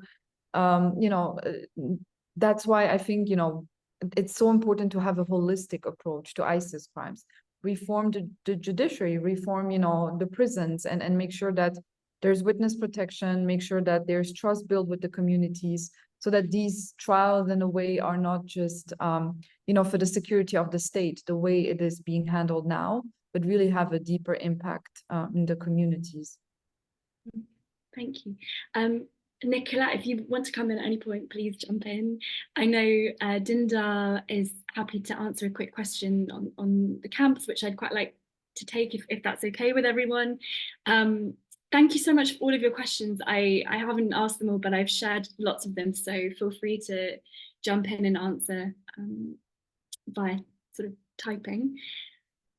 I mean, they're all really great questions and they don't all have answers, so it feels quite hard to be picking them.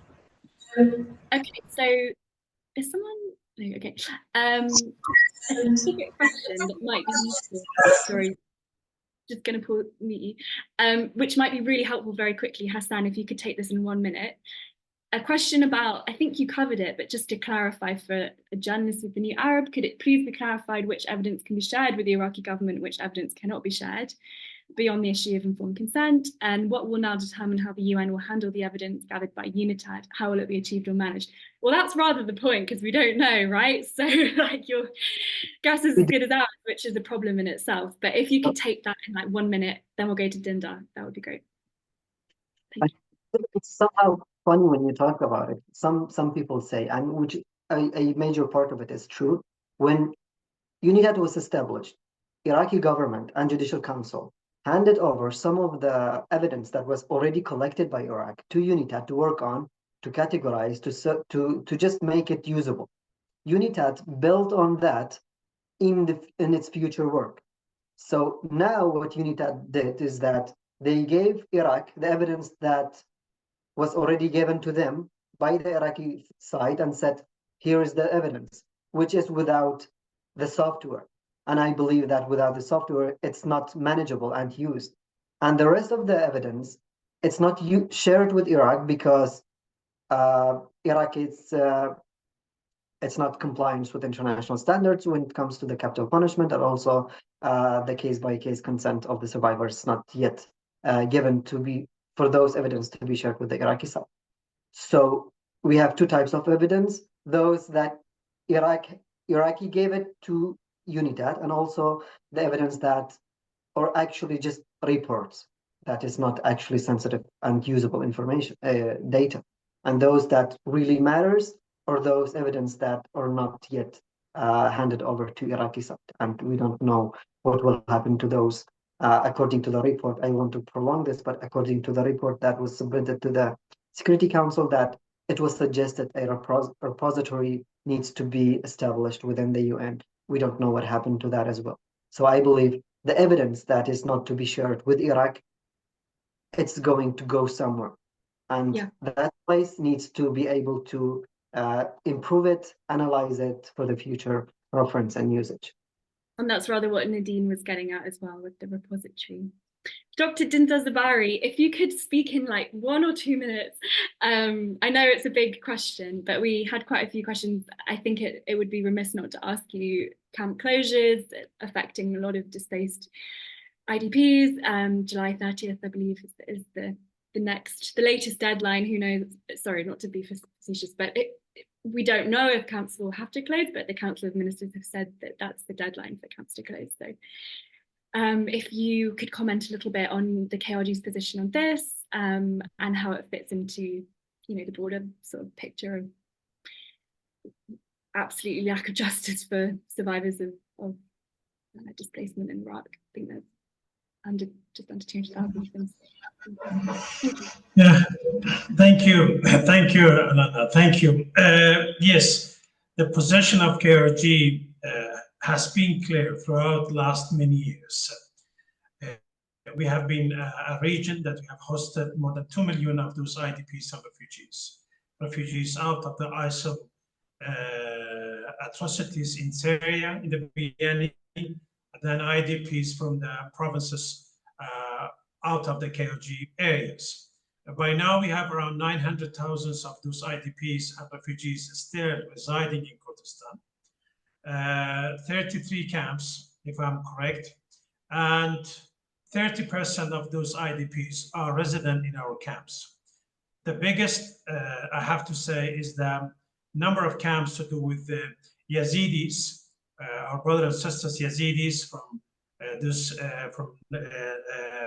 Sinjar and other around the surrounding areas. So the position is very clear. There is no policy in place to forcefully deport these IDPs from Kurdistan region, to do it with Yazidis or Arabs or any other communities who are residing now in Kurdistan as IDPs.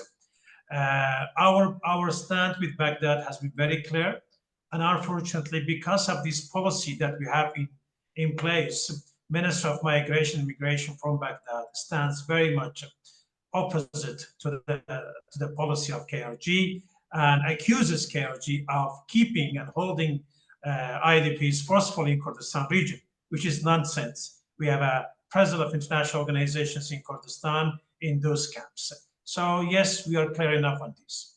Thank you. Thank you. And yet, good intentions, but politically, who knows where the decisions lie in that, because I believe the court case is still to be settled, and it's just an extra level of worry and concern for survivors and their communities and the NGOs who are trying to understand what's happening, and the international community.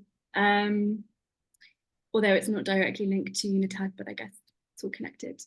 Thank you for all of these questions. I guess we didn't come to any firm conclusions, but hopefully we raised lots of the problems. I wonder if anyone has something else they want to briefly add, or Natia, Nicola, I'm sorry, didn't come to you so much. I hope I shared enough from speakers here. Like, please check out Sarah's report onto the situation in Sinjar and the closure of the displacement camps, because it ties in what Dr. Dinda Zabari was saying with the Yazidi Survivors Law, which I don't think we've even mentioned on the entire call, which is another important piece of legislation that C4JR is trying to advocate for. It was really great to have you all on the panel. Thank you so much for all of the questions, all of the people who are still here. I think Jahan mentioned at the beginning, but today is the EU Day Against Impunity for Genocide, crimes against humanity and war crimes. And I think we can probably conclude that there is a long way to go in Iraq and Syria and lots of countries, for that matter, in this respect. but it's great to have so many people who care about these issues. And I guess if I'm drawing any conclusions from the discussion, it seems to come back to what people have raised in different ways throughout the panel, which is that this is a responsibility for sovereign governments and judiciaries. And yeah, I mean, UNITAD is going, and these answers will have to come from those in Iraq, most likely, which is complicated by the fact that we have, KRG as well. But anyway, thank you for joining. Anyone want to make a quick final remark, or are we good to wrap up? Okay. Thank you, Hassan, Nicolette, Sarah, Anna, Natia, Dr. Dindar, everyone else on the call who left, everyone who's still watching. Thank you very much. Thank you. Thank you so much. Bye, everybody. Thank you. Have a Bye. nice evening. Thank you.